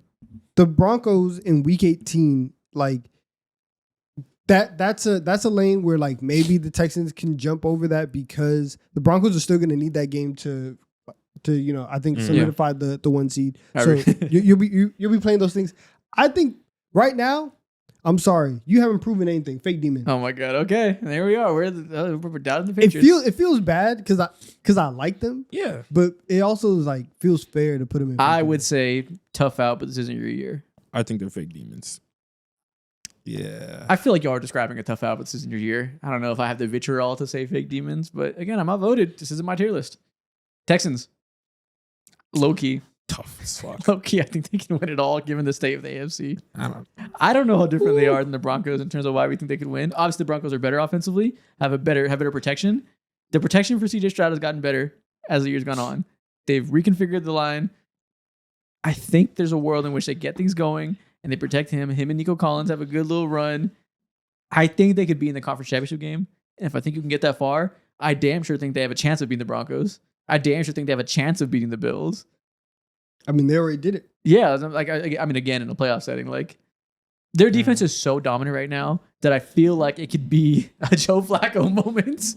And it's so funny because the offensive line was so bullshit to start the year. The whole offensive ecosystem was bullshit that we completely wrote them off. If they keep themselves in that playoff run, though, in the playoffs, that defense is insane. Okay, I'm gonna say this because we can't do this. We got to move the Patriots out of fake defense. If we're gonna, because the Texans are gonna can't win it all with one big flaw. So you don't put the Patriots a tough out? Yeah. Okay. I told you it was crazy. I was like, why are we doing this? We can't do it. So you think the Texans can win it all? Okay, win it all means they can win the Super Bowl too. I think so. So you think they can? So they can clearly get out of the AFC. The AFC is flawed enough at the top. There's no powerhouse with the defense and elite quarterback right now. Doesn't exist. The Bills have the elite quarterback and no defense, relatively, and the Broncos vice versa, relatively. So that opens a door for a team like this that has a one side of the ball specialty and hoping for the best on the other side to be able to get out. If you can get to the Super Bowl and you have a great defense, you have a realistic shot at winning that game. Sure, but there's teams in the NFC that are. The Rams are goated on both sides of the ball and have the quarterback. They'd beat it. You think the Texans would Goated? beat Slow the Rams? down on that. Rams goated on both sides of the ball. Potentially. Potentially. At a level of ball, they're goated, but not. Nah. Yeah, I just mean they're good on both sides of the ball. Unlike Okay. the Bills, who are like weak. The Rams have the elite defensive line. It's just some of the secondary pieces that they recovered from the trash heap are playing a little trash heapy lately. Yeah. But I think we can still expect them to be good on both sides of the ball, versus the Bills and Broncos, who might have a weak side. Mm-hmm. Yeah.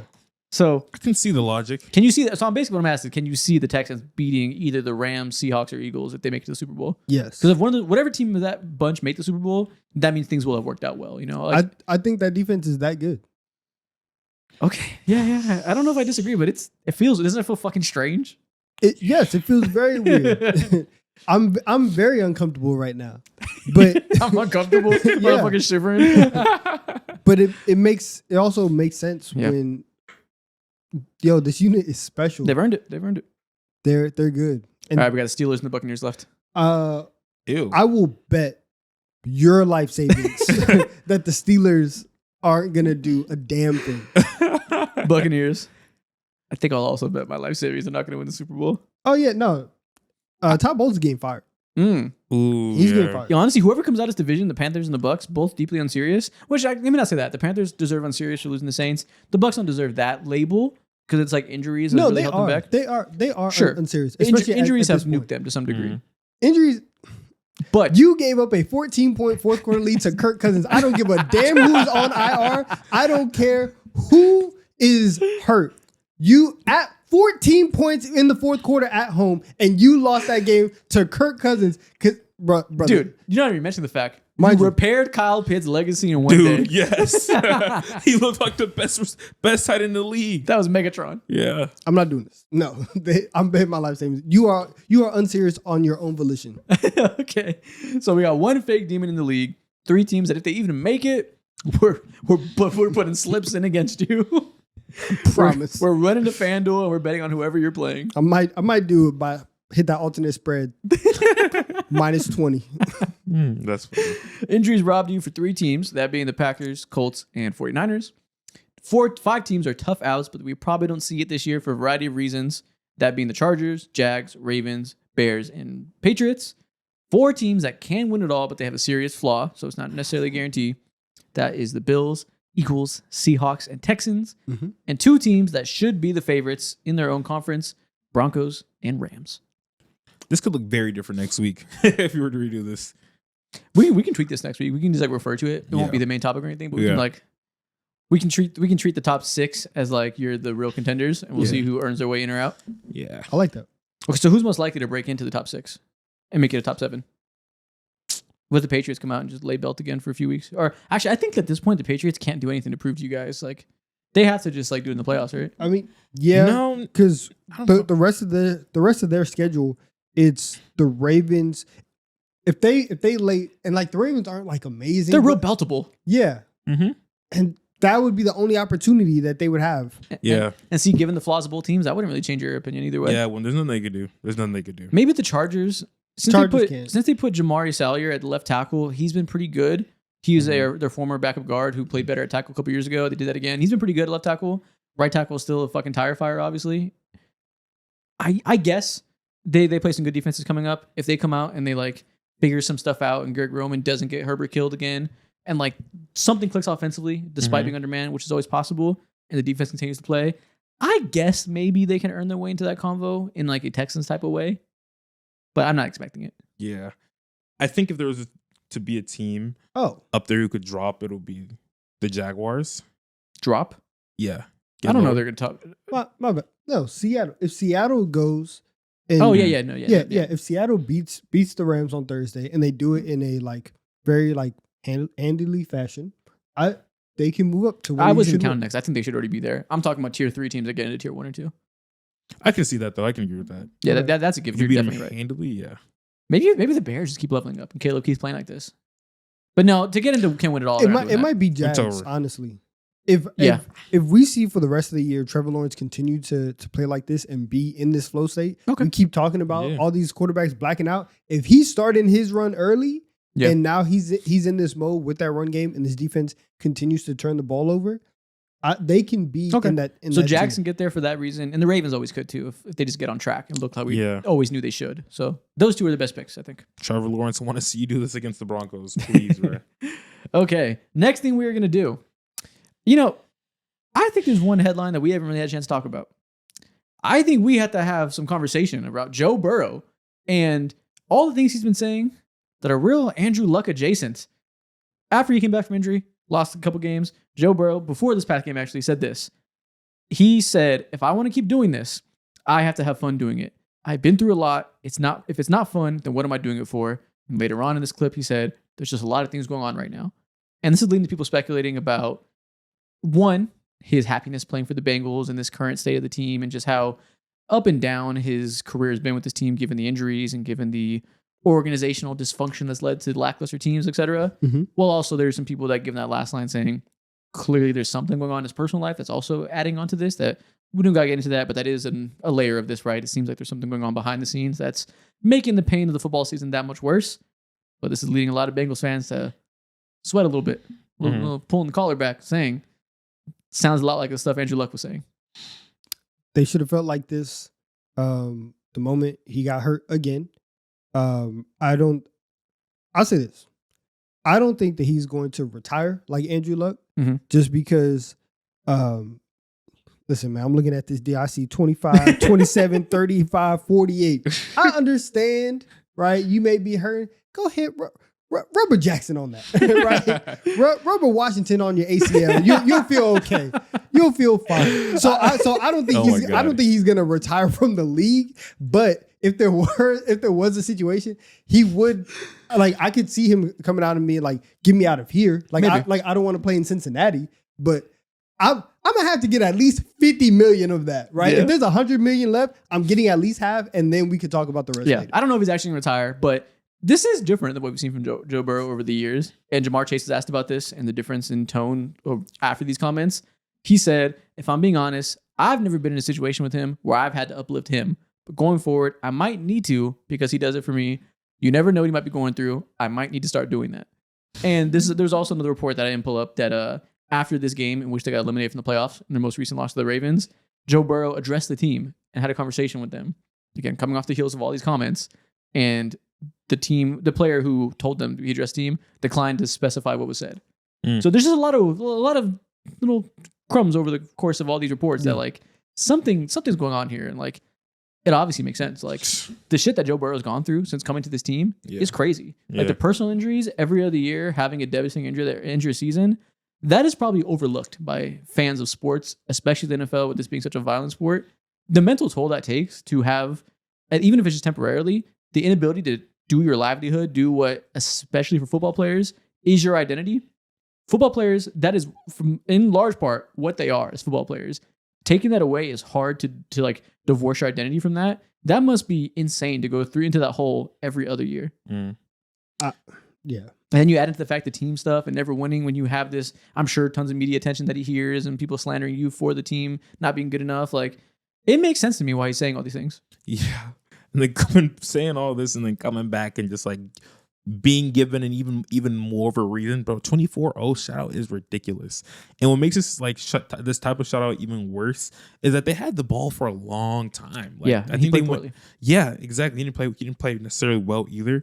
And at this point in time, I have a theory. I think a part of there must have been some vibe, some clarification that he gave to the locker room as to why we don't know what the fuck was said in that speech. 110%. There was at least like 15 seconds of smoke for their coach, Zach Taylor, but he should not be here at all. There is no reason for him to be here because clearly. So he's like, he stood up and he said, the players, this one isn't on you. It's the coach. It's his fault. I guarantee you there has to be some type of clip out from that. I don't think he's stopped to do that, but maybe it was alluded to. He also said after this game, there's not a team in the NFL that would have won the game today if I was their quarterback. And his body language was crazy. Yeah. He looks dejected. He's obviously, this is like, you don't often hear this type of thing. Like a lot of times quarterbacks would be like, this one's on me. This is pretty dramatic. I think like for them, it also sucks because they had so much success early Yeah. in this tenure where you get to the Super Bowl in 21 and that's immediately he tore his ACL in 2020, tore his meniscus, MCL, ACL, and PCL. Jeez. In 2020. He comes back the next year in 21, they make the Super Bowl. And you think that it's going to be sweet for the next couple of years. And then after that, you're dealing with MCL sprains, left calf strains. You have the hand wrist thing. You had turf toe earlier this year. I think playing for a franchise like the Bengals that is consistently one of the worst run teams in the league, and then you also not being able to make things work. You feel like you have to go into the media just to get your guys paid, which you can have another conversation about. That's overlooked. That's crazy. Yeah, you can have another conversation about whether or not like they should have paid Jamar and T and how you want to build the team. But it was very clear that Joe Burrow wanted those guys paid and that there was a disconnect between the front office and between Joe Burrow and the guys in terms of this core can do it. Yeah. So on every single front, I can understand why Joe Burrow is looking at the situation and feeling very dejected. And with the AFC North looking the way that it is right now, where it should be the Bengals and the Ravens every single year. And it should be Lamar and Burrow and like the Steelers. Shout out to you guys, right? Tomlin, all that. Browns, you guys are the Browns. But the Bengals are in a position where they can go toe-to-toe with anybody in that division and they just aren't taking advantage at all. Yeah. And in all this, there was this quote that's the longer version. He told reporters, do I have fun playing? I mean, how much? Winning's always fun, but in general, was it as fun as before? No, I wouldn't say it was that way. And then Adam Schefter went on TV addressing the situation. He said, I can tell you this. Other teams in the league took notice of that, and I can tell you that for a fact. I know that because I was texting with some of them. So that doesn't mean much. That just means some other GMs are like, hey, man, what's going on here? Is there a situation where things might get sideways and you might be available? Like, these are just GMs shooting the shit with Adam Schefter. But I don't think he would say that if it wasn't serious. And I'm sure these GMs had an ounce of, this might be real in their voice. Mm-hmm. Do you feel like anything comes from this? Like, is this anything more than this sucks for Burrow? Clearly, like it would suck for any human, and he's just being transparent in a way that we can say, salute, we understand you. Hope everything that's clearly going on in the personal life is fine. Do you think this amounts to anything? Should Bengals fans be worried is the question. Yes, there's too many universes in where you're fucked from either end, either way, bro. Like whether it be retirement or the trade conversation, there's no way that this can lead to any positivity at the end of the day. Because going back to what you said, they just basically cap themselves out, put themselves in handcuffs when it comes to their team construction. I'm sitting down I'm thinking about, Lance, like what team construction, what's going on with, their with their number one overall pick or the first round pick? Like, what is he on? Absolutely nothing. There's like, and speaking about that talking point too, like when is like the last time over the last few years, for my curiosity, for my personal curiosity, I'm not like disrespecting the developmental side, but have they developed any like actual talent on the defensive end over the last few years? What have they done? Trey Hendrickson wasn't a star when he got there. He wasn't drafted by them, and they made him. He doesn't count. Yeah. Why wouldn't he count? No, he counts. Like that was a developmental thing with their last defensive coordinator. But I don't know off the top of my head, but. So you're saying I fear it's nothing. Well, the Trey Hendrickson thing is real. But so you're saying like, do they have the bag that they should have taken a developmental player like Shamar Stewart when they're going to win now? Like, do they have too much dip on their chip and too much faith in themselves? I fear that might be the Yeah, case. that's what you're wondering. Okay. I mean, I'm not as harsh on the Shamar Stewart thing as some people just because there's been many a raw defensive lineman taking that need a year or two to get going. Time will tell, but it wasn't like a beautiful first year. So I see what you're saying. I don't know. If you're a Bengals fan, are you worried? Yeah. Why is my quarterback talking like this? Yeah. Like Joe Burrow 2 years ago was one of the like smiliest, swaggiest guys in the Yeah. league. Mhm. And he looks so sad. And this is like that is just not what I want to see out of my franchise quarterback. And like you The just body language difference. look at this. Granted, this is a random ass I day. understand This is that. unfair, but I understand that. But this man is grinning in a Santa hat and a SpongeBob shirt. We saw him over Hard Knocks. He was talking about how he was buying the Batmobile, stuff like that.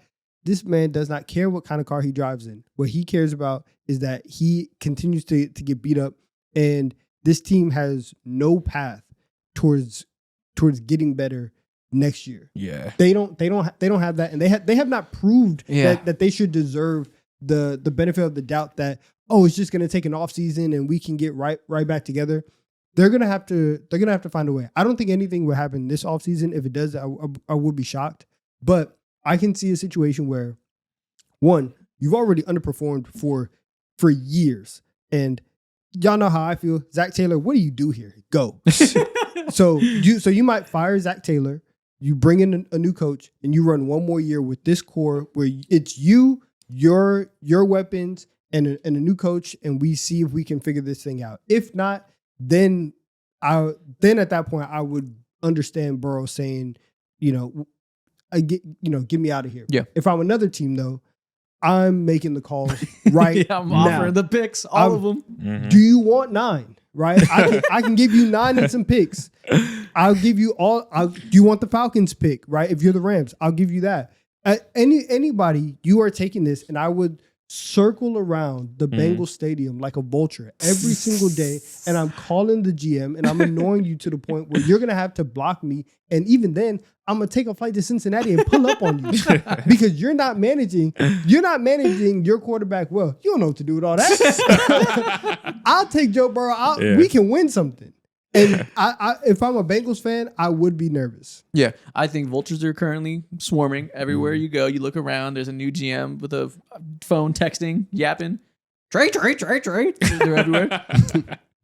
You mentioned that give it one more year, give them a chance to have another year of reloading the defense, have this core together, give ourselves one good run here, seeing what we can do again with the team at its best, right? Hopefully a new coach. And then maybe after that, if Burrow's still upset, so be it. Quarterbacks don't move this way. But I would understand if he said, get me out of here. You don't really, I can't remember ever seeing that. A trade request, like NBA style, because a quarterback is unhappy with the situation, it's usually monetary. Like when Lamar requested trades because they weren't trying to pay him and it didn't go anywhere. But I can't remember the last time a quarterback is paid, is been there his whole career, and he just says, I want to go. Some guys have left in free agency, but obviously most of these days you get franchise tagged. So the last guy in that, it probably would have been Aaron Rodgers, but that was a different situation because he's in a different stage of his career. Yeah. In terms of a prime, I know Nick Wright had made the comparison of same franchise, but Carson Palmer basically did the same thing where he was like, either trade me or I retire, and then he ended up retiring and then going off to other things. So if you're a Bengals fan, you've seen this before. Okay.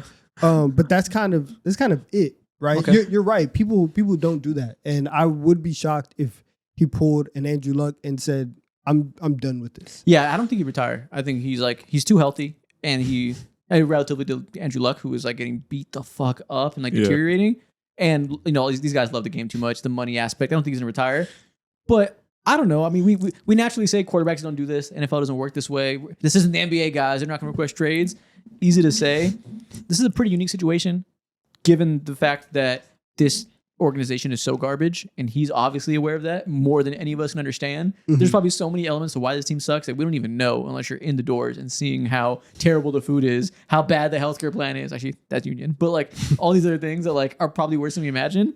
I could imagine a world, and I'd fully understand this world if he did that power play this summer. He won't, but I'll get it. I just saw the funniest shit ever. Apparently, the Bengals didn't remove the snow from their stadium seats. They violated a league policy. I saw that. Fucking fined. Yeah, like Yo, the broke jokes don't go away. They're actually real. yeah, it's crazy. So like, he's really wasting away over here. Like it's really, really crazy, and we really like. There's not. I don't. So surely there is a corollary over the course of history that I'm not remembering. There has been many terrible organizations over the years, and many a star quarterback stuck there. But combine that with the injuries, combine that with the comments we're getting now about the clear frustration with all of this stuff, plus probably some life stuff. I can see why Bengals fans are sweating it. This sounds like it could lead to something a little more drastic than we've ever seen. Also, according to the NFLPA report card from this past year, the Bengals did receive an F grade in the food and dining area aspect. That's crazy. I Oh made my that shit god, up. they're serving these guys Lunchables. What They the fuck? they got an A+ in the locker room, B+ for training room. They really got a lot of A- for strength coaches for team travel. They got an A for hell nah. A for head coach and a C for ownership, but they got an F. They got an F for food and dining, F- for treatment of families. Wow. Which means y'all can't get on the team plane. Y'all can't come to the facility. They are cheap. If you guys come, then we have to serve you food that costs too much That's what I money. was gonna say. It's probably the food because like family members not coming on team planes. That's normal. Yeah. I guess there's a lot of fucking players. Team planes are expensive, Exactly. and not getting free tickets is normal. They got to buy their own tickets. That's like league wide for the most part. Not letting them come and eat the food is probably the thing that does that. Who wants to eat Chef Boyardee every F- night? Not me. First of all, F- is crazy, and they're the only team that had an F-. Dude, like, what are they feeding these people? What's going on? Slop, chum bucket. That's crazy. I hope that Joe Burrow finds some happiness in the coming months. I hope he gets traded. What the fuck? Yeah, and I hope that happiness is in Los Angeles for the Rams or something like that. Okay, next thing to talk about. We're talking about Joe Burrow. We're talking about quarterbacks. Staying on that topic, I'm going to name some NFL quarterbacks in the league from this season, and I want you guys to tell me one thing you learned about that quarterback this season. So it could be about their game, their personality, their place in the league, whatever it means to you. What's something you know now that maybe you weren't so sure of before the season, or even maybe you didn't fully accept. Oh, this is for me. Let's do it. Yes, this is especially for you as a new coming NFL fan. First off, Phillip Rivers. I learned that his bills are still unpaid because there's no reason to come back. If you didn't need the money, like, bro, what are you doing? Did you see the tweet about their insurance? Yes, I did. Wait, what? He's retired for 5 years. After 5 years, you lose your NFLPA insurance plan, and this guy has 10 kids. He came back into the league, theoretically, to get 5 more years of insurance. That's a lot of money saved. Yo, his grandkids, good, man. What? Still good. Yeah, I learned that Phillip Rivers has an undying love for the game. A love that I fear I will never feel for any aspect of life. Yeah, I learned that at the end of the day, he still has fight in them. Yeah. I don't think that's all that matters, but for him, it matters to a degree. I don't love anything enough to be 44 and go get hit by Leonard Williams. I don't know. I would play 45U. I would play 45U. 45. I believe you. I would not want to get a hit stick. Yeah. As a grandparent, I'm not getting hit. I'm trying to think if my kids are out the house, right? And I have like, and I'm No. Your kids' are out the house. You're a grandparent. Let's do it. Come on, man. Let's try. Let's try. So I've learned Phillip Rivers' eye of the tiger. Good for him. Patrick Mahomes. He don't have it no more. At least the Chiefs situation is so bad Cut his mic. that he Cut don't his have mic. it, man. Cut his mic. I'm being honest. No, It's my you're not. first year, first impression. Of Cut course. his mic. Cut his mic. Like, He said, of course. Men eat pork, steak. Women eat salad. Cut the mic. Cut it. That's a niche meme. I don't think our fans know what you're talking about. I But just that's hilarious. That's so incredibly deep, bro.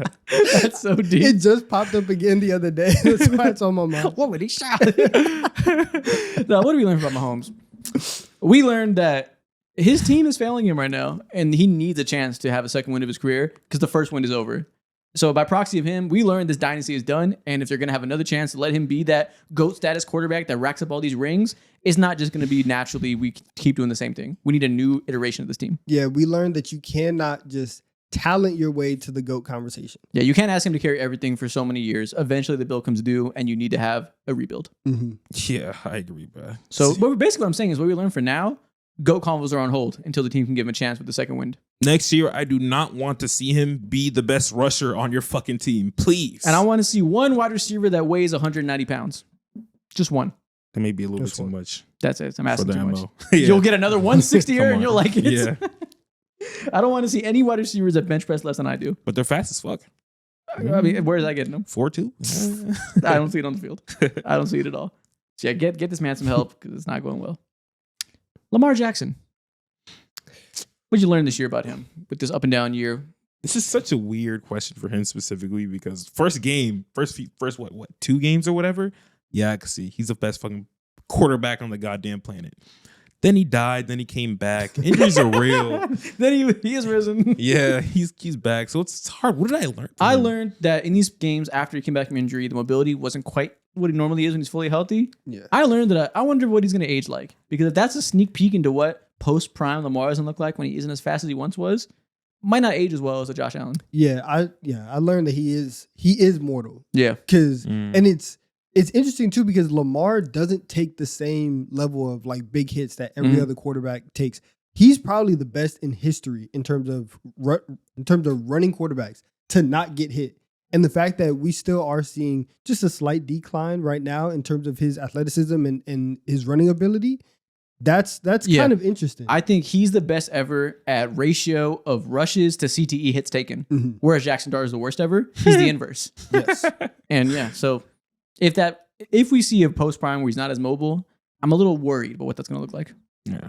Are we in post prime? No, it is still the injury, so I think he'll be fine. I'm not worried about it next year, but I'm wondering what's going to look like 3 years from now, 4 years from now. God, he's only 28 years old, man. I hope it's not as soon as you're alluding to. Nah, he'll be fine. It's just an off year of injuries. I'm not worried at all, but I'm noticing that maybe the longevity won't be incredible, and the window is now. Yeah. Drake May, what'd you learn? I learned that he's that guy. He is the one. I learned that he is certified tier 1 quarterback. Yeah. Or tier 2, wherever you that Burrow, Herbert back half the top 5, he's in there. I learned that he is like the prototypical like 2025 franchise type quarterback who has the arm, has the precision, also has the ability to scramble and fucking go out and he has it all. He has a full fucking package, bro. There's nothing that I can look at his game and be like, hey, you're missing this, other than like mental stuff maybe. And not just because of age. I also learned that Patriots fans are greedy as hell. Yeah. Because how dare you, 5 years post Brady, now all of a sudden get your franchise guy again?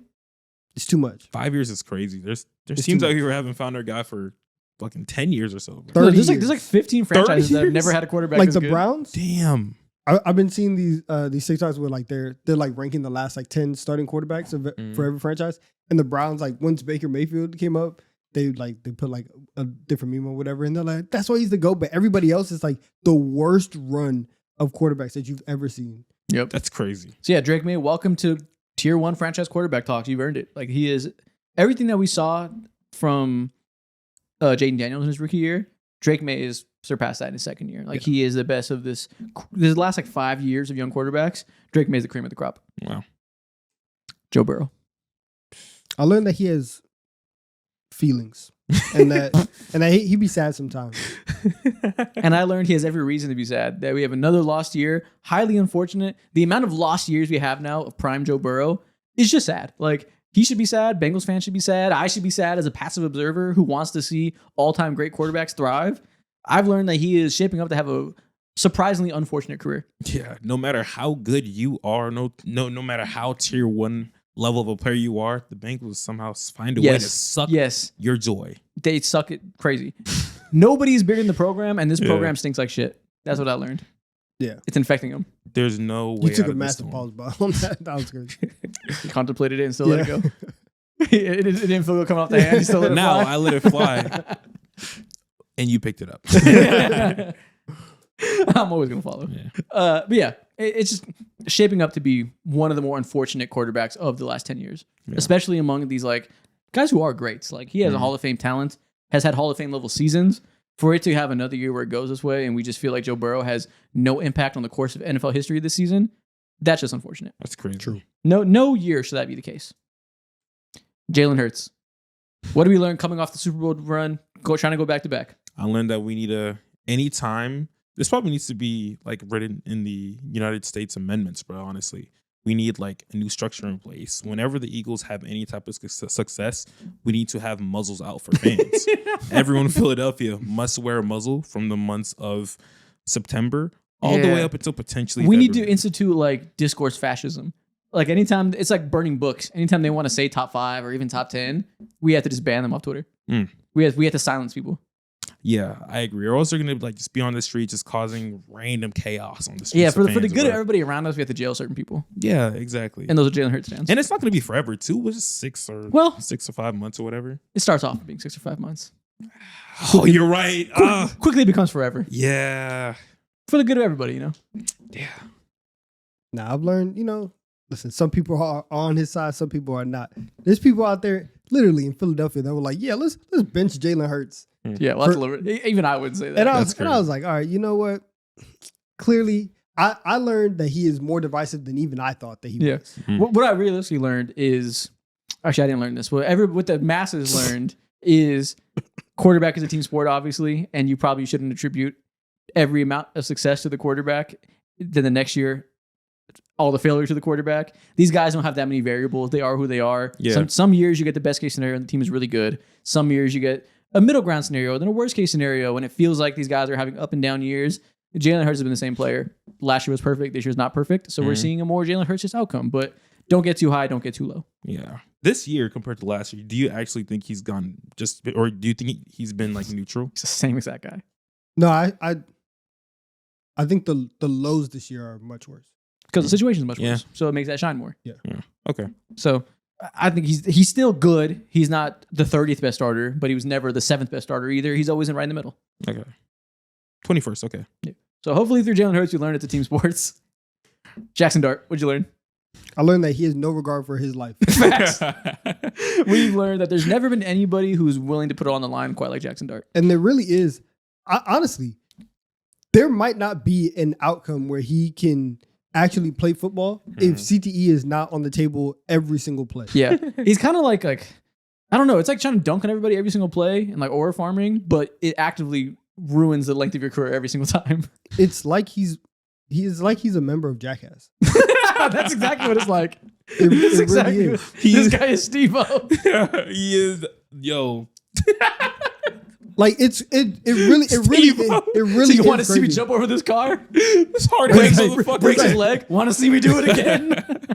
And we're like, actually, no, we don't want to see you do that. He's like, but all right, I'm gonna do it again. Yeah. He's like, move. I got you. Oh, so you want me to see him jump over 2 cars?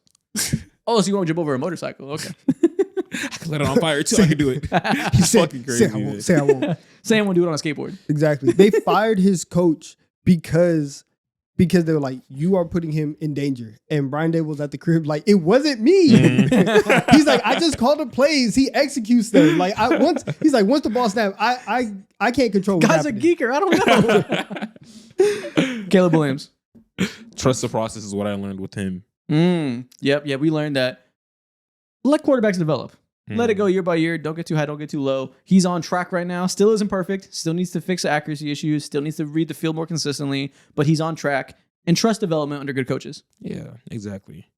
Can't give up too early, bro. And that's one thing I find very, very fascinating about this sport is seeing how quickly people are able to move or people are wanting to move off of quarterbacks, young quarterbacks, and not give him as much as an opportunity. It's a small sample size sport. I guess I can understand it when it comes to what he was bigged up to be coming out of college.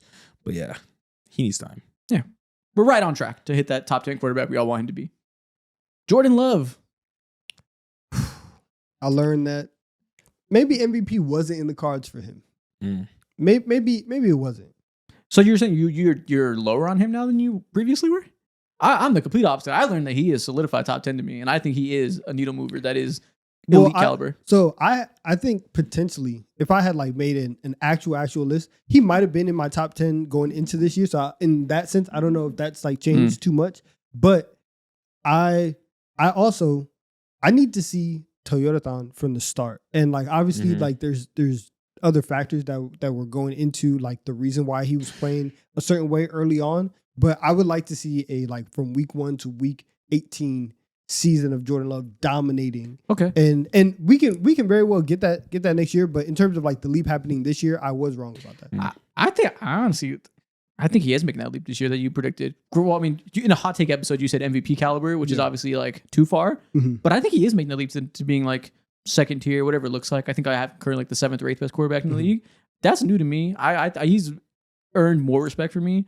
And I think that as soon as we have a year in which the weapons really come together and he has a top tier supporting cast, I think he's fully capable of having an MVP type year. Yeah. Okay. Like Matt Ryan 2016, always been really good. Then he gets a year where everything clicks. The run game is crazy with your 2 backs. Julio's on top of his game, and you have all comes together. And this guy who's the 7th best quarterback has a year as an MVP. I think it's possible for Jordan. We got to get him a Julio. Literally, we need to get him a Julio, 100%. I hope Jordan Kraft doesn't die before he becomes the Gronk. Justin Herbert. He is my MVP this season, bro. That's Spiritually? what I learned. Yeah, through what he's been able to endure, the worst line, the offensive pieces being there, of course, but that doesn't matter because you're always having some guy in front of you, some 300-pound dude in front of you, belly on the fucking ground. Meanwhile, another 315-pound dude in front of you is coming wailing at you. I've never seen any quarterback take more 315 men to the chest, 315-pound men to the chest than he has this year. It's ridiculous. I learned he's work. a tough motherfucker. That's what we learned this year. This guy is just going to stand in that pocket and know he's going to get sacked 10 times a game, still sling that bitch with a broken hand. That, I don't know, is that a plus to you and how you previously thought about him? Yeah, because if he wasn't playing to this level, I think this team would be in contention very much with the Jets, very much with the worst of the worst in the league. It wouldn't be that bad, but they wouldn't be a playoff team. Yeah, I never thought that he was like soft or anything, so it wasn't a knock. But it is a plus though. Yeah. Like I do think watching especially like after the Eagles game and knowing that he had that broken hand and for him to scramble and move the way that he was, if he is the toughest quarterback in the league, I'm like, you know what, you can have that. Okay. Yeah, he earned the ultimate badge of honor this year. Salute. Also, I learned that Jim Harbaugh is a maniac that imparts confidence and toughness into everybody, and that the shoulder pad smacking that works. It works. Fair enough. He's leveled up in all regards. Bryce Young. I learned that he is a starting quarterback in the league this year. That was a question last year. Mm-hmm. Okay. I learned that I'm even less confident in how good he is than I was the year prior. I've learned absolutely fucking nothing. I still don't know how good he is. I'm not gonna lie. With every great game comes and every great game comes an even more terrible one. I still don't know. One week we'll say he's a starter that should be built around for 5 years. Next week we'll say probably time to explore other options. That probably means give him one more year and keep getting sample size. But yeah, I've learned to be even less sure in Bryce Young. For me personally, I learned that one of the worst types of quarterbacks for me to personally watch are smaller guys like him, because when it's ugly, it's the worst. That's a good point. Showcase. The floor is incredibly low. The ceiling is higher now. We're seeing that come out. That floor is in the depths of hell when you're this small. Can't choose no small quarterbacks at all. Sorry, man. Yeah, we're off that. We're only on 6'5" big boys. Yeah. Kyler Murray. I learned that there's no situation that I want him to be the quarterback of my team. Damn, no situation. I think I'm out. On him as What I'll say is there's no situation where I want him to be my quarterback for like $60 million. I don't want him to be my franchise in that regard. If things go sideways and he can be gotten for a more affordable price in the coming free agency class, I think you can still win with him. But I don't want to build my franchise around him as him being the guy the whole program is built around. Okay, well that's what I learned. I don't think you can win with Kyler Murray. okay, so he was never supposed to be franchise. That's what I learned. No, I think that there was a moment where you could legitimately look at Kyler Murray and say we can build something from this season. Like, you want to give him a little bit of grace, especially after last year. It's done. Once you have the soft benching, I'm out. And if you do pay Kyler Murray and you are able to get some team friendly contract where he's getting paid $20-25 million, something's gone wrong. Yeah, that's probably too cheap. But I do think I'm still holding out hope one more time that he goes to a new team in a better system for him, that there's a wake up call that can be had and he can be a solid starter again. Yeah. I'm not really thinking top 10 ceilings in the cards anymore, but if he can still be a middle tier starter, I think that's possible. Wake up call for me was when you went out and the team just started moving a little bit better without you. Of course, like, they've been super shaky over the last few weeks, but still, those first few weeks when he was out, you see guys start to revive their careers and whatnot, their young careers and whatnot. Yeah, that's the number one litmus test for me. You're not the guy. And that's the last one. Shout out Kyler Murray. I really do hope he gets a better chance this summer with a team that fits him better. Like, I don't know what that team is. Not gonna lie to you. I have no fucking clue. The Steelers. I was thinking that, like, that's a logical one. I don't know if that fits him better.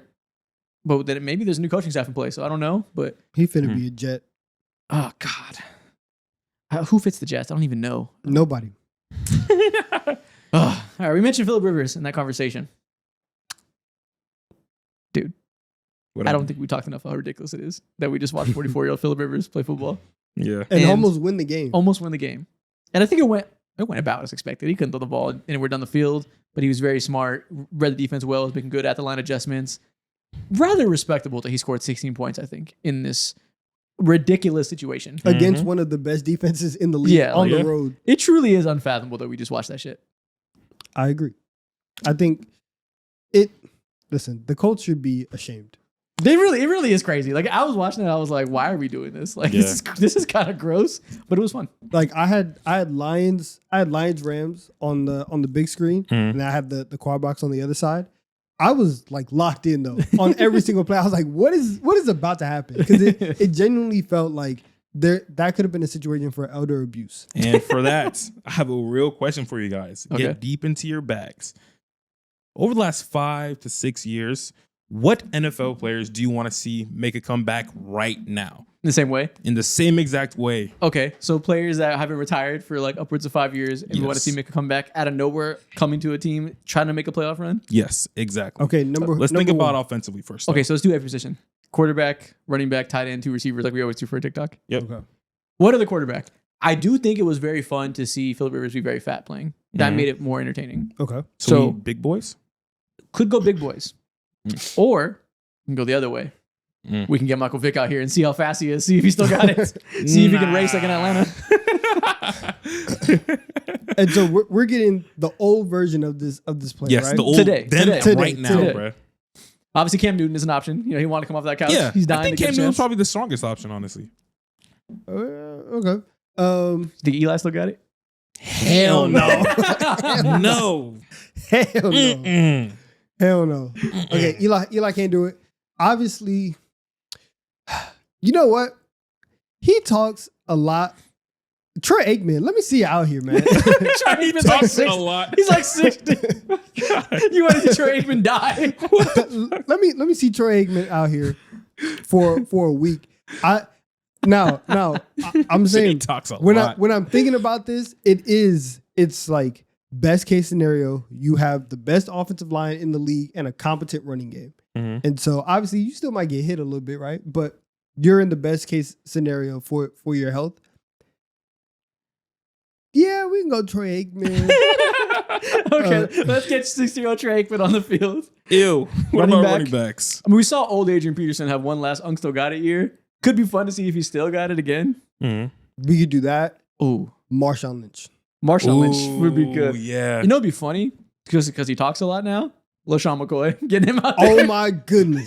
Give him a chance to go out there and take a run Yes. against the Seahawks defense like Rivers to see what happens. Ew, man. God, He's no. been, yeah. Let's go, LaShawn McCoy. Okay. This is that serious. What about for your wide receiver? Along those same lines, Yeah. I need to see Chad Ochocinco. Yeah, I was thinking that for sure. Ooh. I need to see Ochocinco. Yeah. He just called out every single podcaster in the world.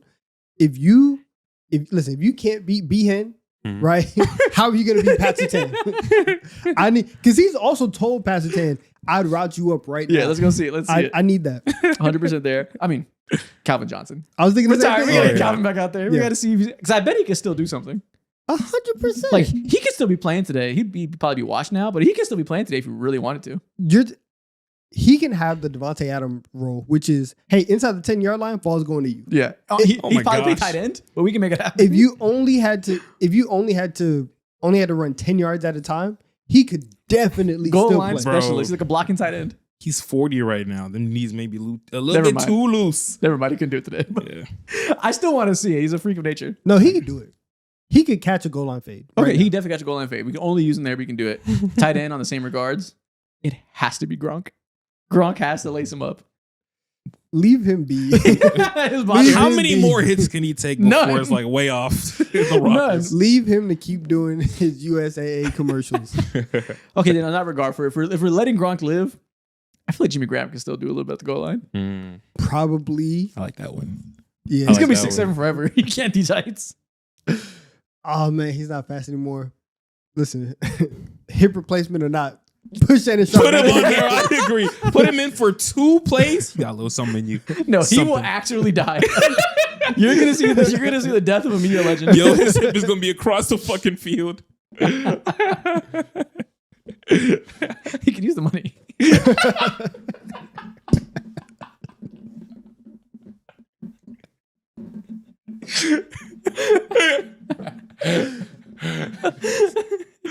Oh man.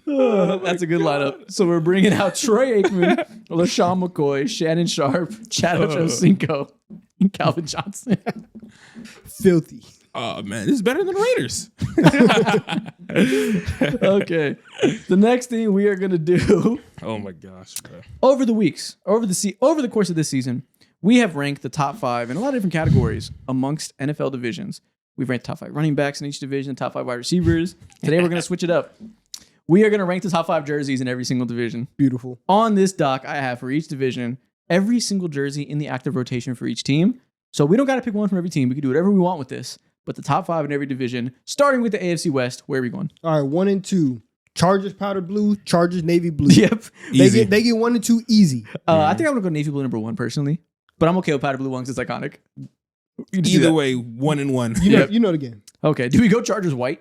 Yellow's not touching this, but white's up there too. No. I think I would take the Raiders classic white jersey before the Chargers one.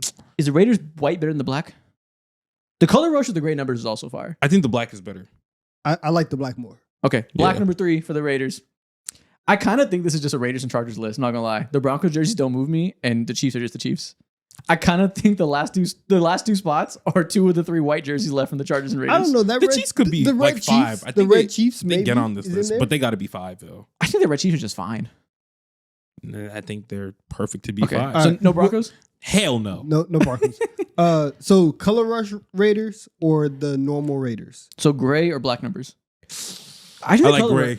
I think the color rush numbers look pretty goddamn good. All right, let's go. With the gray pants, I like the look. Yeah. So we'll go them 4 and 5. You want to go Red Chiefs?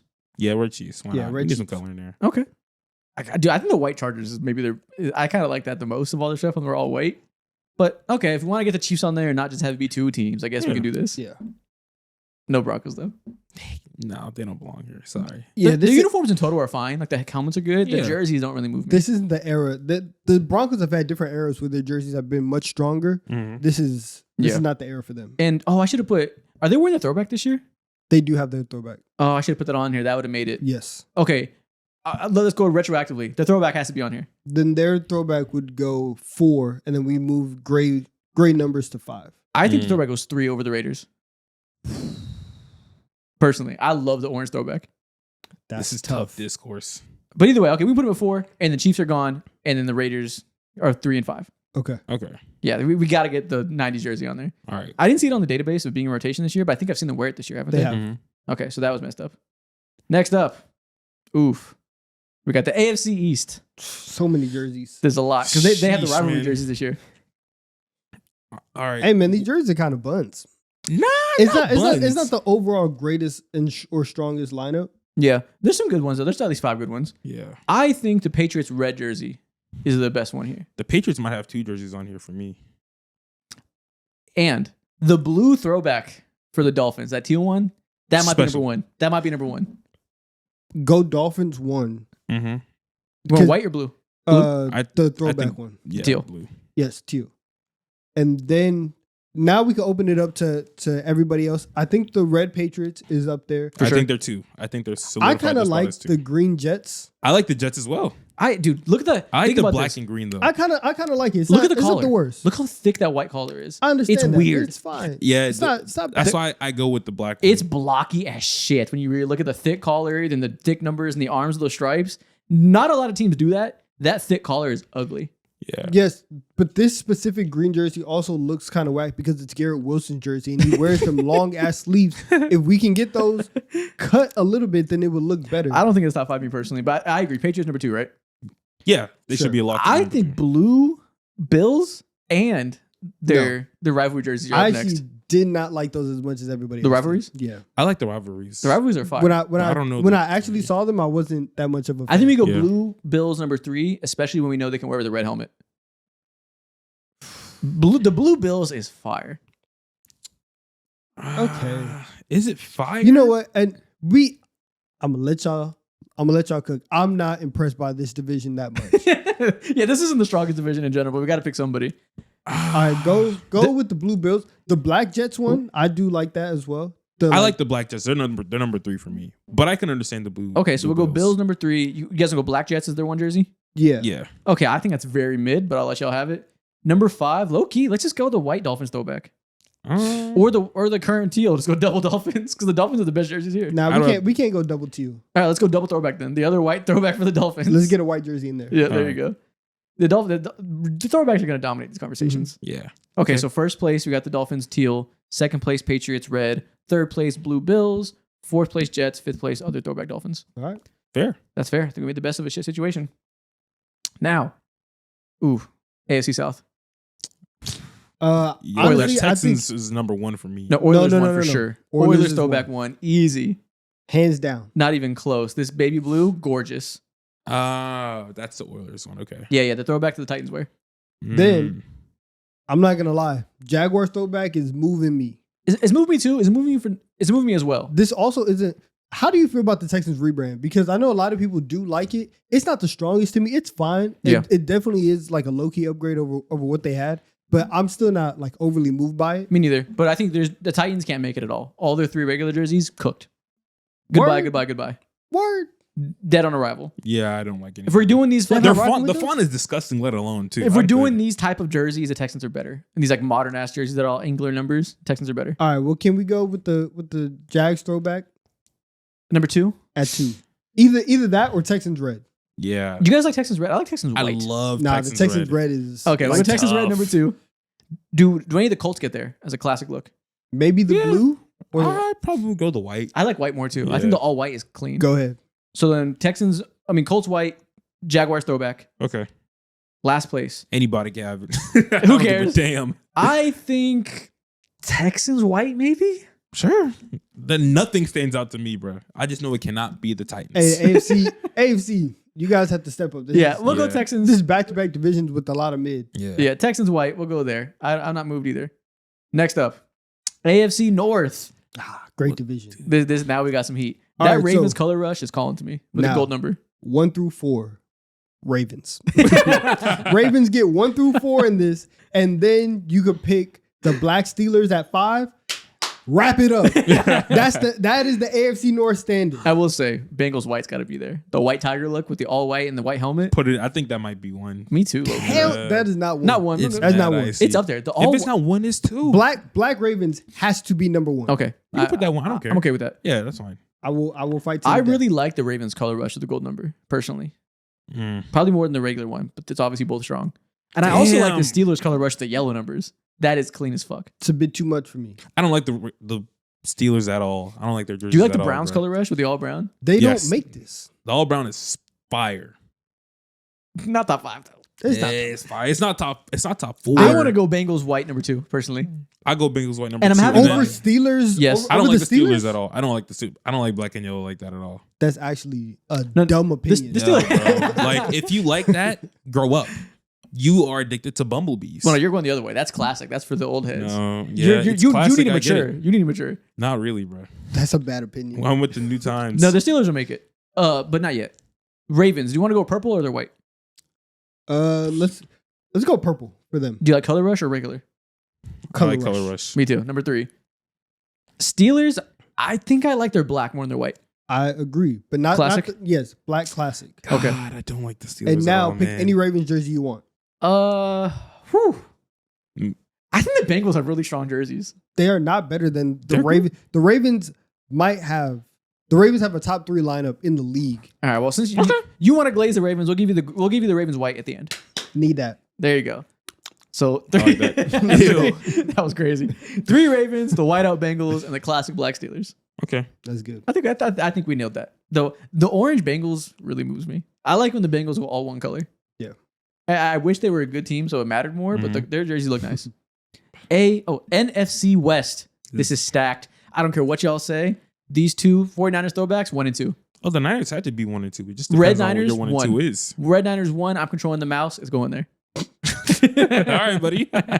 And honestly, Throwback Niners white is number 2 to me. Okay, I love these. that's Fairs. fair. Seahawks throwback. Oh, that the blue? 3. Fire. Right there, easily. Rams. I like some people don't like this one. I like the Rams eggshell cream jersey right now. I knew you'd like that. And you know I like cream. But some don't- people don't like it, so I understand if y'all don't. I don't know if that's my type of cream. I'd rather go with that Black Niners one again, to be honest. Oh, the rivalry jersey? Yeah, that's too tough. The for me. rivalry jersey is pretty hard. I'm That's not gonna insane. Yeah. lie. Did we go 3 Rams? I mean, 3 49ers? Yes. Yeah. Yes. Okay, Yes. there you go. And we could go with a regular Seahawks jersey to round it out. Nah. The Cardinals aren't touching this list. Is I the black Cardinals isn't on the list? Nah, I don't know. I mean, I guess it could. Yeah. It's whatever. Yeah. I think I like that over the Rams jerseys. What about the neon green Seahawks? No one's talking with it. I like all the Rams jerseys. I'm not gonna lie. Besides the rivalry one, the black one that doesn't move me. The white Rams and the cream look really good on field.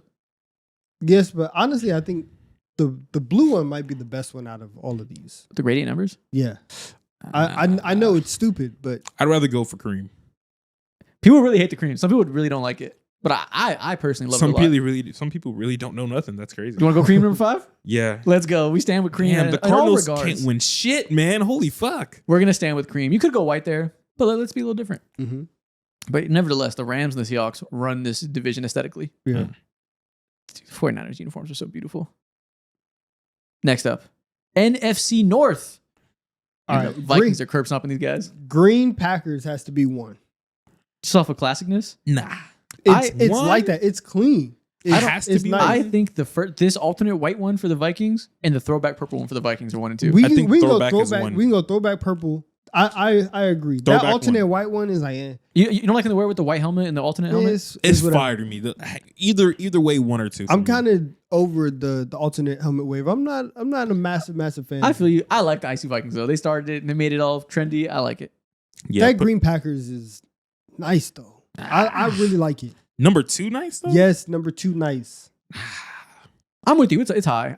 Personally, I like those Icy Vikings more. I vote for the IC Vikings. And then Packers 3. Y'all suck. I mean, the Packers are still getting there. Don't worry. They're still gonna be podium. Are the Lions gonna get any love? Are the Lions getting love? Fuck no. I'm not gonna lie. Fuck no. Yeah, I don't. Really? Which one would it be? The blue? It's a nice shade of blue, I but like, was thinking It's the black. Honolulu blue. It's nice. yeah, it's a Oh, it's great blue, yeah. shade. I think that they should be on here at least number 5. Okay, they can be 4. I guess. Are the Bears not getting on here? They finna be mad. Nah. I like the white Bears the most. I think they're not wearing any alternates this year. They just have these 2 classic ones. So for me, my top 3 left would be white Bears, purple Vikings, and white Packers. I think I'll just go purple Vikings and call it. We already got one purple Vikings though. I think we're all right. White Bears. Let's go Never white have Bears. too much purple. Let's salute the white Bears. I guess. I'm partial to white jerseys. I love white jerseys a lot in the NFL. Interesting. But the Bears don't have the best white jerseys. But I guess that's why they're at number 5. Yeah, they barely squeak on. Really, we could go. I don't even know if It they're wearing it this year, but the color rush Packers is really nice Yeah. with the yellow in the middle. I've never seen it. Nah, we'll just go white Bears. Okay, I we'll believe keep in it you. classic. Keep it classic. Next up, NFC East. There's Y'all a lot y'all of already know what to do. stinkers. Y'all already know here. what to do. NFC East. Yeah. I think Kelly Green is obviously 1. Thank you. That's all Fair. you care about. Yep. Fair.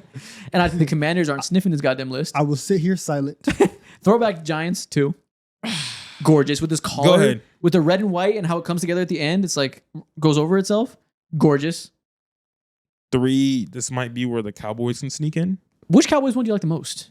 It would either be the navy blue, like the classic navy blue, or just a regular white jersey. I like the alternate white more than the base one with the I- star on the shoulder. No, I actually really I love like that that jersey. one. Yeah, that I one's like that fire. one. You know what that number 3? That's number 3 for me. I don't like y'all. Don's dying on his own hills today. I know. Eagles white is cool. Eagles green is cool. I like Eagles. Do you want to go with the throwback Commander jersey? No. Nope. Sorry. No, honestly, the Giants white jersey is much better than the. Oh, you're right. The Giants white jersey is Oh, clean. yeah. Giants That's white very is clean. nice. Damn, that should be probably 3, honestly. Do the Commander? What about the Cowboys white? The regular one? Did they get 2 whites on here? No. Nah. Okay. No. The Eagles midnight green should be up here. I think I like our green. Is that better than most. the when they were all black? Personally, I think. I think so. Okay, we'll get the Eagles green at number 5. This is a strong group. Yeah. It is. This is one of the better And ones. then Commanders. Yeah, the Commanders just exist. The Commanders aren't terrible. They're just in a different league compared to these Nah, guys. it's kind of terrible. I'm not gonna lie. It's pretty bad. They're pretty bad. I didn't even consider any of their jerseys. Last one. We got the South. NFC South. Where are we going? The Red Bucks should be. I kind of want to put This is both tough, creamsicles man. 1 and 2. They have both creamsicles in the rotation this year. Okay, I'm not gonna lie. The creamsicle saw it on Thursday night. Almost threw up. Did not like it. What? I did not like it. You are alone in this battle. I did not. Now, Number the one, white, creamsicle white. Number No. two, the creamsicle white, orange. the white creamsicle, I'm okay with. Yeah. The orange one, Now that I is a didn't really bad like it. opinion right there. No, what I'm gonna do? I'm gonna throw you a bone. It won't be 1 and 2. Creamsicle white 1. Throwback Falcons 2. The black one. I'm you fine think with that the creamsicle is better than the Red Bucks? Yes. No. Yeah. I think that's factually incorrect. Like, that's not true. Okay, well, you know what then? Falcons black throwback number 1 with the red helmet. They can have that. That's very clean. That's gorgeous. That's very This clean. looks crazy. Seeing Bijan Robinson in this black throwback jersey. It is very clean. Shit's I also hard. think the Saints have Pause. to have the Saints have to have some type of representation in here. Okay. The Saints do have to be here. The You're right. Saints white and gold is so nice, or the black Saints jersey is nice. Yes, it's Okay, a classic. It's a I'm staple. thinking is we go creamsicle orange number 3, This is so Bucks nasty. number 4 for the red, That is too much. and then 5. I don't we go think the Saints. Bucks belong. I don't think 4 should be here yet. Dude, the Bucks red has to be on there. Does it have to be? I don't Yes, think it so. should be over the. Okay, well, the here's orange what's nice. creamsicle. Me and Mo, I vote you for the creamsicle, and then me and Donovan, I vote you for the red. But we can't have both creamsicles on here. They got the best jerseys by far. What do you mean we can't? Sorry, man. The I think Saints the cream are- should be here. The Saint. Now we get a Saint spot. Where do they go? I would go black Saints, but the black Saints and the white and gold Saints are both of them should make this list. I think both I think the creamsicles white got to be Saints there. should be here. This is so strong. Yeah, both creamsicles got to be here. And also, shout out to the Panthers because your jerseys aren't bad. They're not. either. Exactly. You just outmatched. This is a stack division. You It's a facing very, very heavyweight. strong Sorry, one. man. All right, so you want to do black Saints? You want to do white? Then I don't know, man. I think I lean white Saints better than black, but that's close. That's fine. Okay. Do the Oh no! The No, wrong the color white. rush, the white and gold. one. Yeah, the white oh gold. okay. Okay, so white and gold color rush Yeah. number 5. I'm Okay. fine with that. Okay, dude, the Bucks have to have all 3 on there. I'm sorry. They don't. You're the only one in the world who doesn't like the orange creamsicle. That orange creamsicle was That's nasty. so odd. You're coming from insane, you, like- man. It was nasty. That's and crazy. I promise you, it was not tainted by the loss because I thought it as soon as I turned the game on. No, I remember you saying that at the beginning of the year, and it That's was insane then. crazy. Like that is one of the most beloved jerseys for a reason. Yeah. That shit is beautiful. Nah, bro, it's just bright. People are gonna say that should be 1 in the comments of this. They're wrong too. They're right. I'm just partial to that black one because that black Falcons does something to me. It is Yeah. nice. That's incredible. It is nice. Okay, Falcons. Shout out the Bucks, man. You guys losing style this year. Both creamsicles. 7 and Okay. 7. Let's go. And that's every division. I think we nailed it. That's fair. Naturally, people will say we did an absolutely horrible job because you know how it goes with jersey videos. Panthers should have been here, but man, sorry, man. There's only 5 spots. It's hard to fit everybody in there. Yeah. Next thing we're gonna do, let's do a draft. Mm. This time with the new format that we're gonna try out.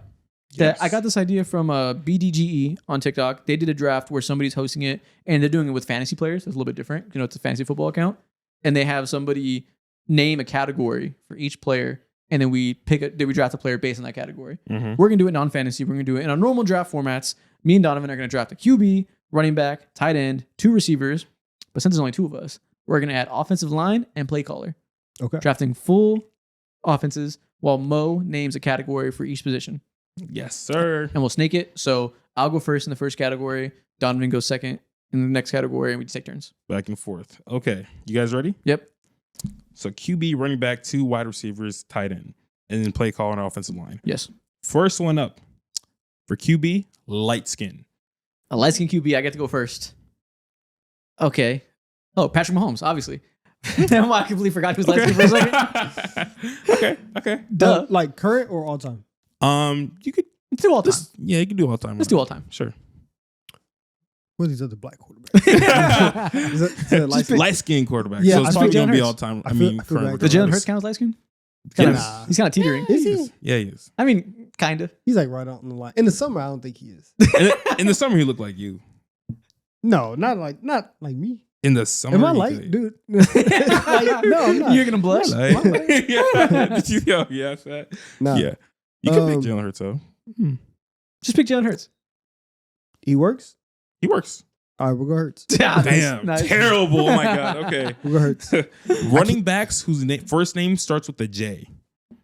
There you go. Your turn. I would. Dang, where do I want to go? I'll just go with my favorite guy. I'll go with Jahmyr Gibbs. Ooh, okay. I would go Jamal Charles. It's very strong, dude. The J's, when it comes to the backs, are incredibly deep. I'm rolling with Chiefs today. Okay. Wide receiver 1, guys out of Ohio State.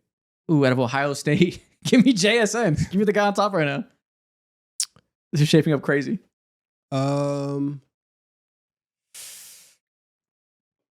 Okay, so we can. There's There's probably old ones we're not thinking about. I know, but right now the main one. You know what? Let's save him. And I don't like this because the way that it's gonna look on paper, it's not gonna be great, but it's okay.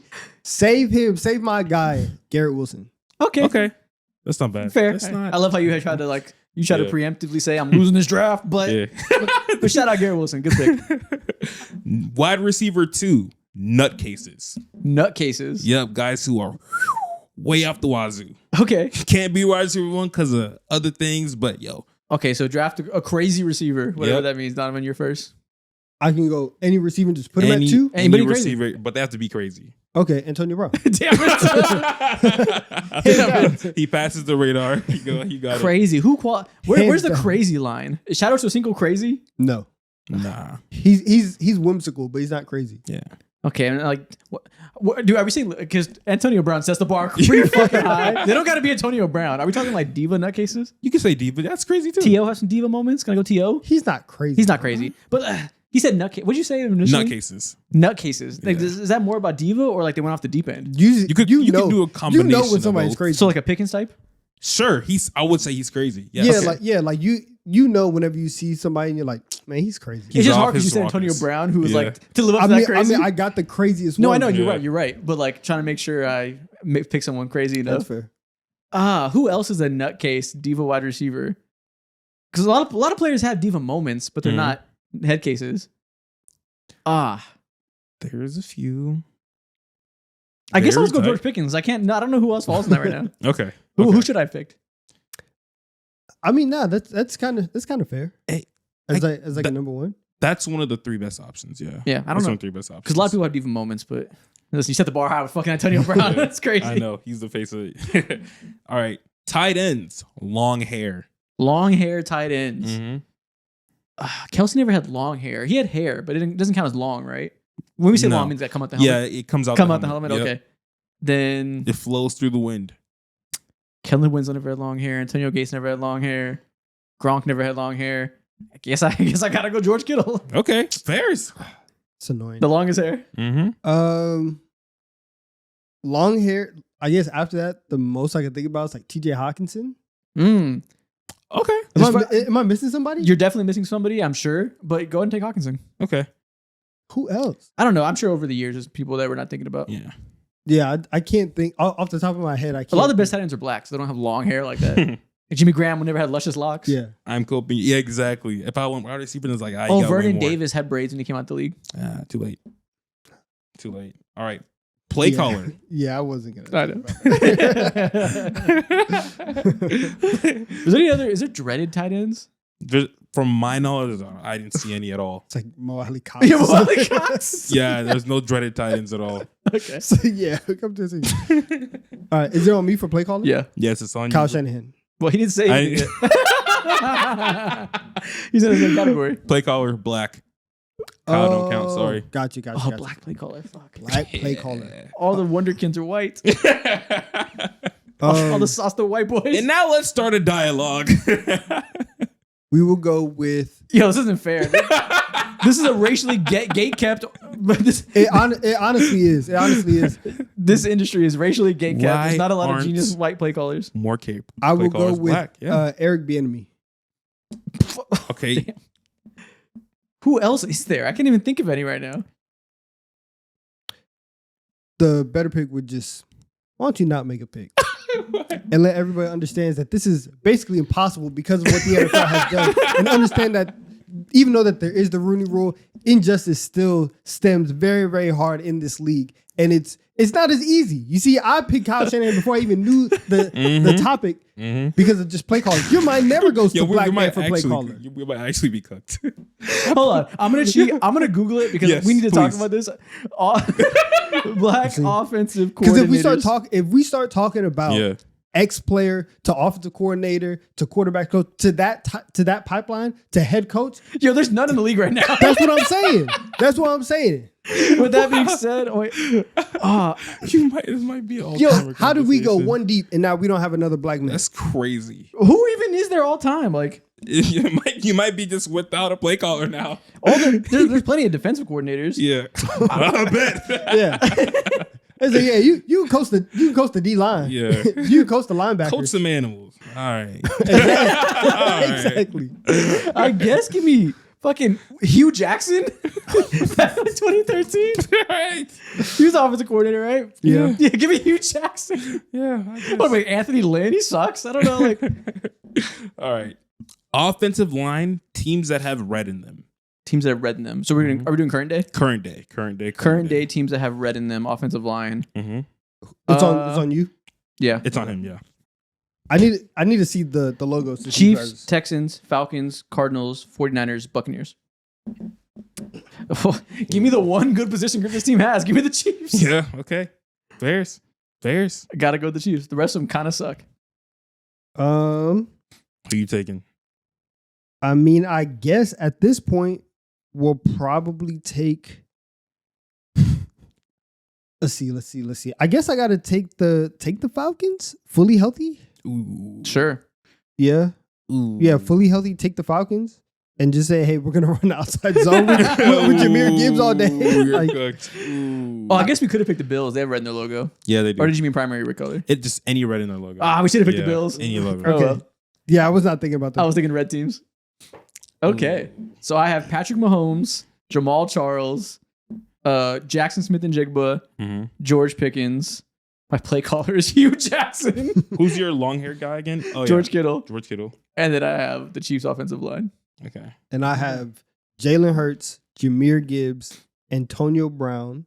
Tony Brown's wide receiver too. Wide receiver yeah. one is Garrett Wilson. Mm. So Jalen Hurts, Jahmyr Gibbs, Garrett Wilson, Antonio Brown, TJ Hawkinson. We have the Falcons offensive line and your play what caller. did I say? And Eric Bieniemy is calling plays. Nice. Dude, we had to dig so deep. That's crazy. The offensive play caller is hilarious. Dude, the white boys get all the opportunities.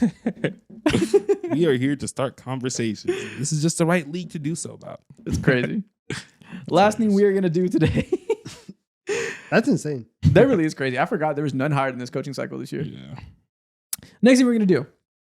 We are going to blind rank NFL players. We've done this before on the NBA show, on this show, but we're going to do it with a twist. We're going to see on here on blindrank.net, we're going to see the top 5 players they show us, right? But we're not going to rank them just on how good they are. Mm-hmm. We're going to rank them on a variety of categories. I have 9 of them here. We're going to get 9 sets of random players. We don't know what's coming, but we have different categories. Okay. Category number 1, who would win in a fight? Ooh. Okay. First name up, we got Jalen Hurts. I don't think he would He lose, feels like but he he's would- not killing somebody. I think he's like a Yeah. conscientious objector. I don't think he's willing to fight. Yeah. I think he's the type to stand still, take a hit, and be like, I won't do it. And be brave. Just never kills. Okay. Yeah. Nah, he's Put him at 4. No, he's No, he's gonna get punched and be like, the pen is mightier than the sword. I put him 5. put him at 3. He's no. Put him in between 4. 4 is Yeah. fine. Yeah. Steve Smith Sr. One. Wow. He's Wow. one. What have you seen? One. What have you seen? One. He's Damn. one. He's one. Aaron Rodgers, 5. 5. Oh, 5. damn. Jalen Hurts is whooping it. Dealing with his ass. Oh, so this is in a room against each other. Okay. Oh, yeah, I don't know. Fuck it. 5. Joe Burrow. Oh, He's big. 3. Okay. Okay. Yeah, I mean, he's not Steve Smith is whooping all these dudes. And number 2, we got Derek Brooks. Yeah, that's 2. I mean, he's huge. Realistically 1, but Steve Smith, I'm sorry, that's 1. Yeah. He's got the eye of the tiger. The animal's coming out. He's going to be 1. That's funny. Derek Brooks, number 2, vicious linebacker. Okay. That worked out pretty well. Okay. Maybe Jalen Hurts can deal with Joe Burrow. He's a good guy, but again, conscientious objector. Next category. Which players have the most aura? Okay. Antonio Brown, number 1. It depends on who you're talking to. You know, if you go to your local facilities, they might say, "Yo, he's number 1." In his prime, he was auraful. He's been in so much aura debt the last 5 years. He has to be 5. This man's on kick. This man's with streamers. This man he was charged for attempted. He's number 5. He's doing crimes with kick streamers. He's number 5. Ultimate aura debt. Yeah. All right. Champ Bailey. Lockdown corner, best cornerback in the league at one point. Has one of the like lockdown seasons of all time. And one of the coolest names. His name has aura. Champ. Yeah, that's 2. Number 2, at least. Oh, could go 1. I'm not gonna lie. We're not gonna feel bad by him having him at 1. Do you want to leave it open? Not really. It's Champ Bailey. I don't care. Next up, Derek Brooks. 3. Hall of Fame linebacker. 3. Just good. Yeah, just solid middle tier elite player aura.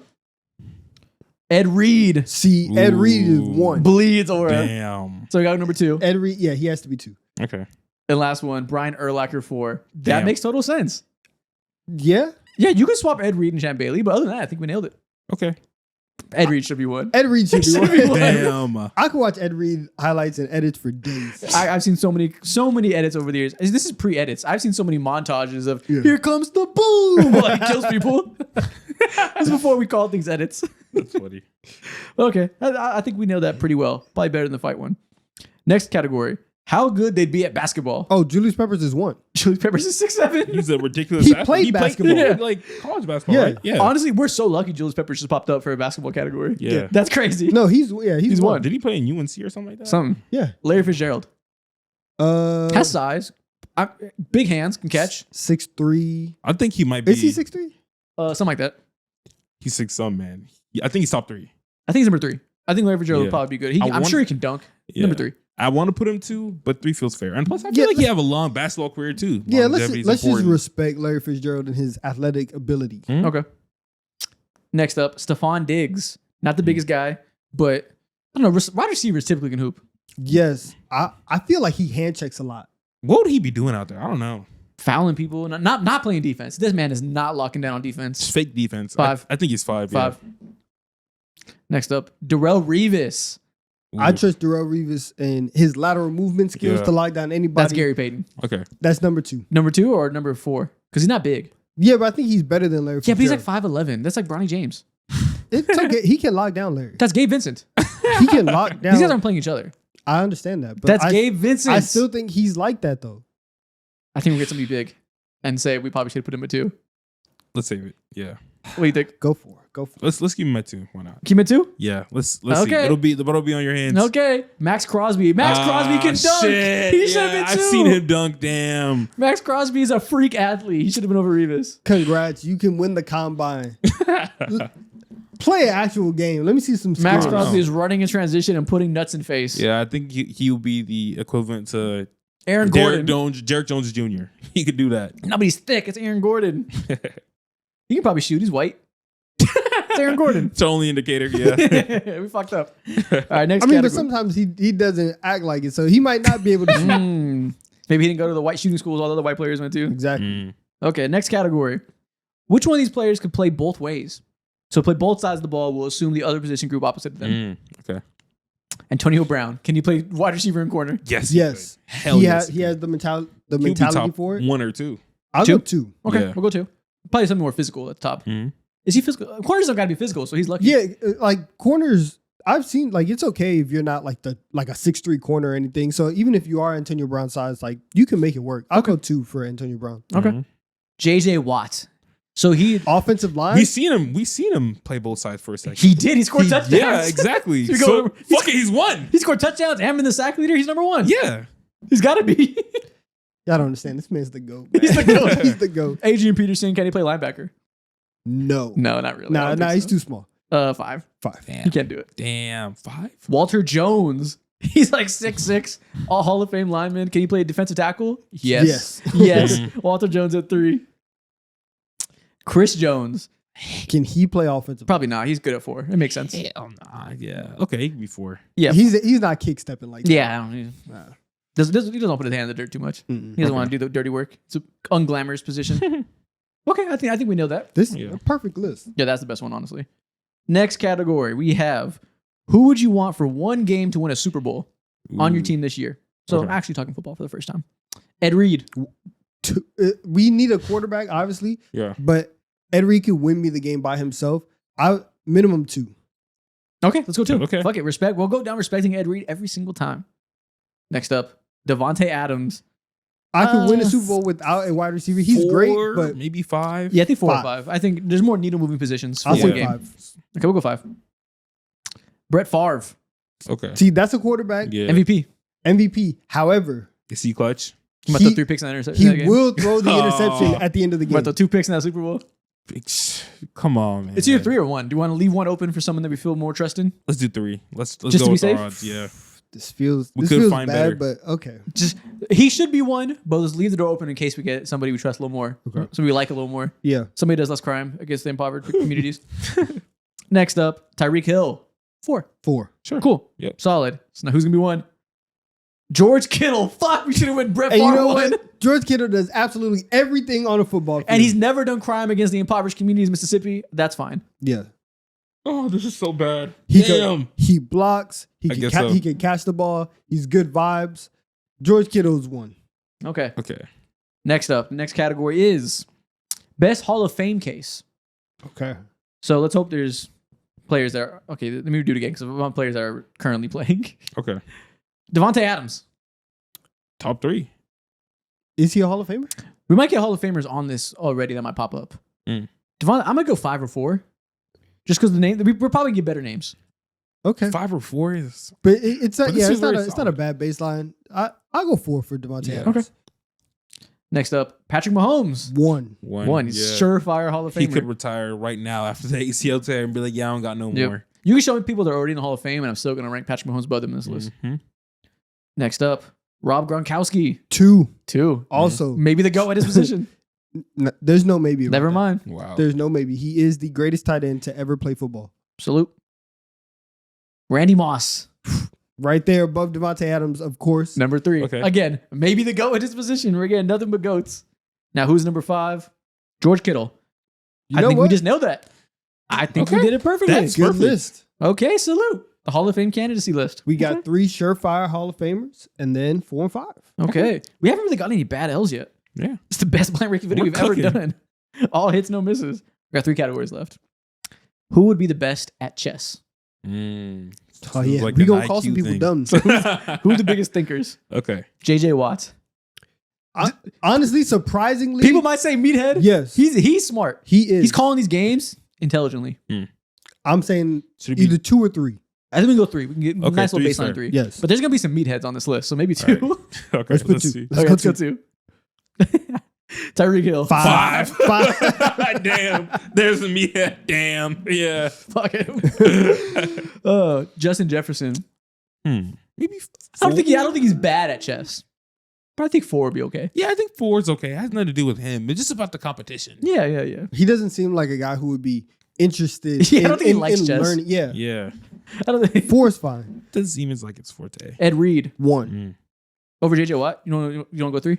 No, I'll go 1 for Ed You Reed. just want to glaze Ed Reed no matter what? Ed Reed was playing chess Oh. as a safety. Against quarterbacks. Understand, he made Peyton Manning make a mistake because he knew what he knew what Peyton thought that Ed Reed was thinking, so then he did the opposite so that Peyton would think the other thing. Ooh. He's playing chess already. I'm putting him at He's so 1. busting tough. coverages on purpose. Dude, mentor Yes. is crazy. Number 1. And Okay. number 3, we got Aaron Rodgers. Damn. Yes, this actually makes sense. Aaron Rodgers, I can see reading 1 or 2 books about chess. Yeah, I think he's the and best. it's like, yo, I'm a grandmaster. Yeah. Like, I'm gonna go to the park. I'm gonna shut it down, and then get routed in 1 move off top. That makes sense. That makes total sense. Bag? Fuck. That makes perfect sense. Oh my God. Man. Again, once again, we've nailed it. All hits, no misses. Okay. The next thing we are going to do. Who'd you let babysit your children? Oh, fuck. All right. Rob Gronkowski. 3. 3, yeah. 3. They're going to be tough. So your kids are gonna have a fun time. Yeah. Exactly. Will they? Will they be safe? Will they learn good habits? Fuck no. I don't know. Fuck But no. they'll have fun, and I think For Rob, one night, they can have some fun. yes, 1 night, and they won't die. They won't die. They won't die. They might have a scraped knee, but guess what? Every kid has that. It's fine. But that's 3. Okay, number 3. Peyton Manning. Yes. 1 or 2. One. He's gonna make my kids He might smarter. be- yeah, one. Why not? He's gonna educate them. Did you watch football with him that night too? Yeah. There's some games on. Yeah. Okay. They're gonna learn a thing or two from the Yeah. sheriff. Hall of Fame babysitter. Larry Fitzgerald, 2. 2. Stand up Perfect. guy. What? The most reliable Yep. person that you can have on He's this gonna list. go ahead and offer to sleep over if need be, bro. Like, yes, I want him there. I want my kids to grow up to be just like Larry Fitzgerald. yes. Number 2. The kids are falling. He catches them. He's fast. He'll never miss them. Yeah. He'll never drop them. JJ Watt. I think 4. I think Yeah, honestly, Do it like all I would time, have guy. JJ Watt at 3, but Yeah. 4's fine. yeah, that makes total sense. And last one, Tom Brady. Yeah, yeah. nah, I'm You good. start playing shoots and ladders, start playing Uno, gets a little bit too competitive. He a little weird, man. I'm good. That's fair. Honestly, all these guys would be perfectly fine babysitters. Yeah. We ducked all the idiots on this list. Dude, we haven't messed up a single one yet. This has literally never happened. This is perfect. Last We're one. Blessed, but Who would be the gods. best podcasters? Ooh, So who you think has a chance in a new industry? who could make it the best show? Drew Okay. Brees. One. No. No. Really? not Is one. he like that? Really? I mean, No. it's not super charismatic to where I'm going to put him 1. I Yeah. think when I log onto his podcast, I will learn so much game. Sure. There's plenty of those. All these guys are NFL players. We're going 4. Yeah, 4. I don't think he's super 4? I want to Yes. be entertained. I That's don't want to just learn. I want to crazy. laugh. And he got You need a combination of everything though. That's depending on his No. co-host. There's and all plenty that. of smart players on this list. I'm assuming we'll go 4. he just got better 4? at announcing. Champ Bailey. I have no idea what Champ Bailey's like as a person, so I think we just go 3. Now, So as a far. podcaster, I don't know. Okay, 3. It really depends on how forthcoming he wants to be Yeah. about his life. And He's a about what blank he slate to me. Do you want us to go 5 and hope there's somebody good in the top 3? does. Yeah, I don't Wait, think wait, he would I be think good. I don't know. 5. There could be some worse ones. So, some of these football players could have the worst show of all time. So But then again, if it gets so bad, it's a dumpster fire and it's entertaining. So I think we open ourselves. That's the actually memes not would be true. crazy. That's not No, true. you are right. That's not true. You are right. I'm really saying if Antonio Brown's on this list, it's gonna be funny. Well, Let's his- go 5. All right. All right, fuck it. Next up, Rob Gronkowski. 1 or 2. He's 2. hilarious. 2. Okay. Safe 1. Because does he media now. goes on Julian Edelman's podcast sometimes. I've seen some clips He's of great. him on there. Put him at 1. Really Fuck it. good. I'm I'll okay say with 2. 1. I'll say 2. Okay, we'll go 2 just in case Okay. there's a gem here. But Rob could be 1. Next up, Minka Fitzpatrick. He's a young guy, probably knows the podcast game. We can just put him at 3. 3. Low-key. Yeah. Okay. Yeah, he could be 3. Number 1, we got Walter Jones. Y'all watching the Walter Jones show? Y'all are losers. My bad. Ah, come on, man. Oh my god. It's like a learn a thing or two. I had to Man. be the master of my craft. How to protect the blind side. Yo, Tubi is not picking up his podcast. The Walter Yo. Jones podcast. this show is getting canceled in 6 weeks, man. God, man. Walter Jones. I've never heard Walter Jones speak. I have to write. This sounds like a morning show in Atlanta. What? That's so racist. Walter Jones is a black name, bro. I know. It's so crazy. Walter Jones. It's like Draymond Green and then Walter Jones. I'd rather watch That is Rock black, Cooks on the man. fucking stove, bro. Walter Jones. Welcome to the Walter That's Jones a Show. pastor name. is. That's a Baptist pastor name. He's giving sermons every Sunday. That's what I'm God. saying. Pastor Jones? Yeah. Bishop Walter Jones? Yeah. Nah. That's him. Walter Jones. That's him. Oh my god. I don't know anything about Walter Jones besides him as a player. I hope he's a good guy. We landed this on a dud. Well, there goes our streak. There goes our record. We got our Still first nice, loss. So we should have went Rob 1. Maybe Breeze Champ 2 if he was like forthcoming. I don't know anything about Champ as a person. I don't remember. I think he's done TV before, but I don't remember if he's good So or not. so Rob 1, Minka 2? This is a bad podcaster list. I don't know. I don't know I any was of these hoping Aaron personalities. Rodgers would show up here, man. That'd That be the could worst be- podcast on a man. That could be 2 for good and bad reasons. Would he have a co-host? Or would he want to do a dolo? Oh, he would just do it Dolo himself. would be the worst thing ever. Dolo. What? Just a maniac trapped in the room by himself. Yo, we gotta call the FBI. We cannot let that happen. Just schizophrenic ramblings. He'll be trapped in that room forever. Oh my god, that's the end of the show. If people are still here, what should they comment? Subscribe to the Aaron Rodgers podcast. Subscribe to the Walter Jones show. Tap the fucking. What if he has a podcast? He does not. That'll be Hold so on. damning Hold if on. it was. Ah, God, man. No way. An offensive lineman from pre-2000. No. I typed in Walter Jones. Actually, I don't even know. What is this? On Power Rangers being racist. What? This probably isn't the same Walter Jones, but I typed in this is Walter Jones on Power Rangers being racially No, prejudiced. it's not. Is it the same? No, that it's can't No, it's be. not. Okay. It's a Power Ranger. It's clearly not the same Walter Jones. What are you talking about? Power Rangers? Was he in the league? Oh, Walter Jones. Talking about the, wait, go over. No, to the side. Zoom in. The Sir Walter Jones Show. It says we are a Christian talk show. Oh my, I told y'all. Dude, I there, told there y'all. is a pastor named Walter Jones. I told y'all. Wow. Shout out Walter Jones. This one. We are. What You the are, fuck? you are not the Seahawks legend, but you do have a show about God. I Oh told my y'all. God. So if we're still here, go check out the Sir Walter Jones show. Free plug. Shout out Walter Jones. I Dude, he guess. got motion on YouTube actually. He too. does? Yeah, he got like 37K and he's like posting actively pretty Let's much. go. Shout out the Walter Jones Shout out show. Walter Jones. Man. Salute a media entrepreneur. Check it out. Subscribe. Check out the D3. We'll see y'all next week.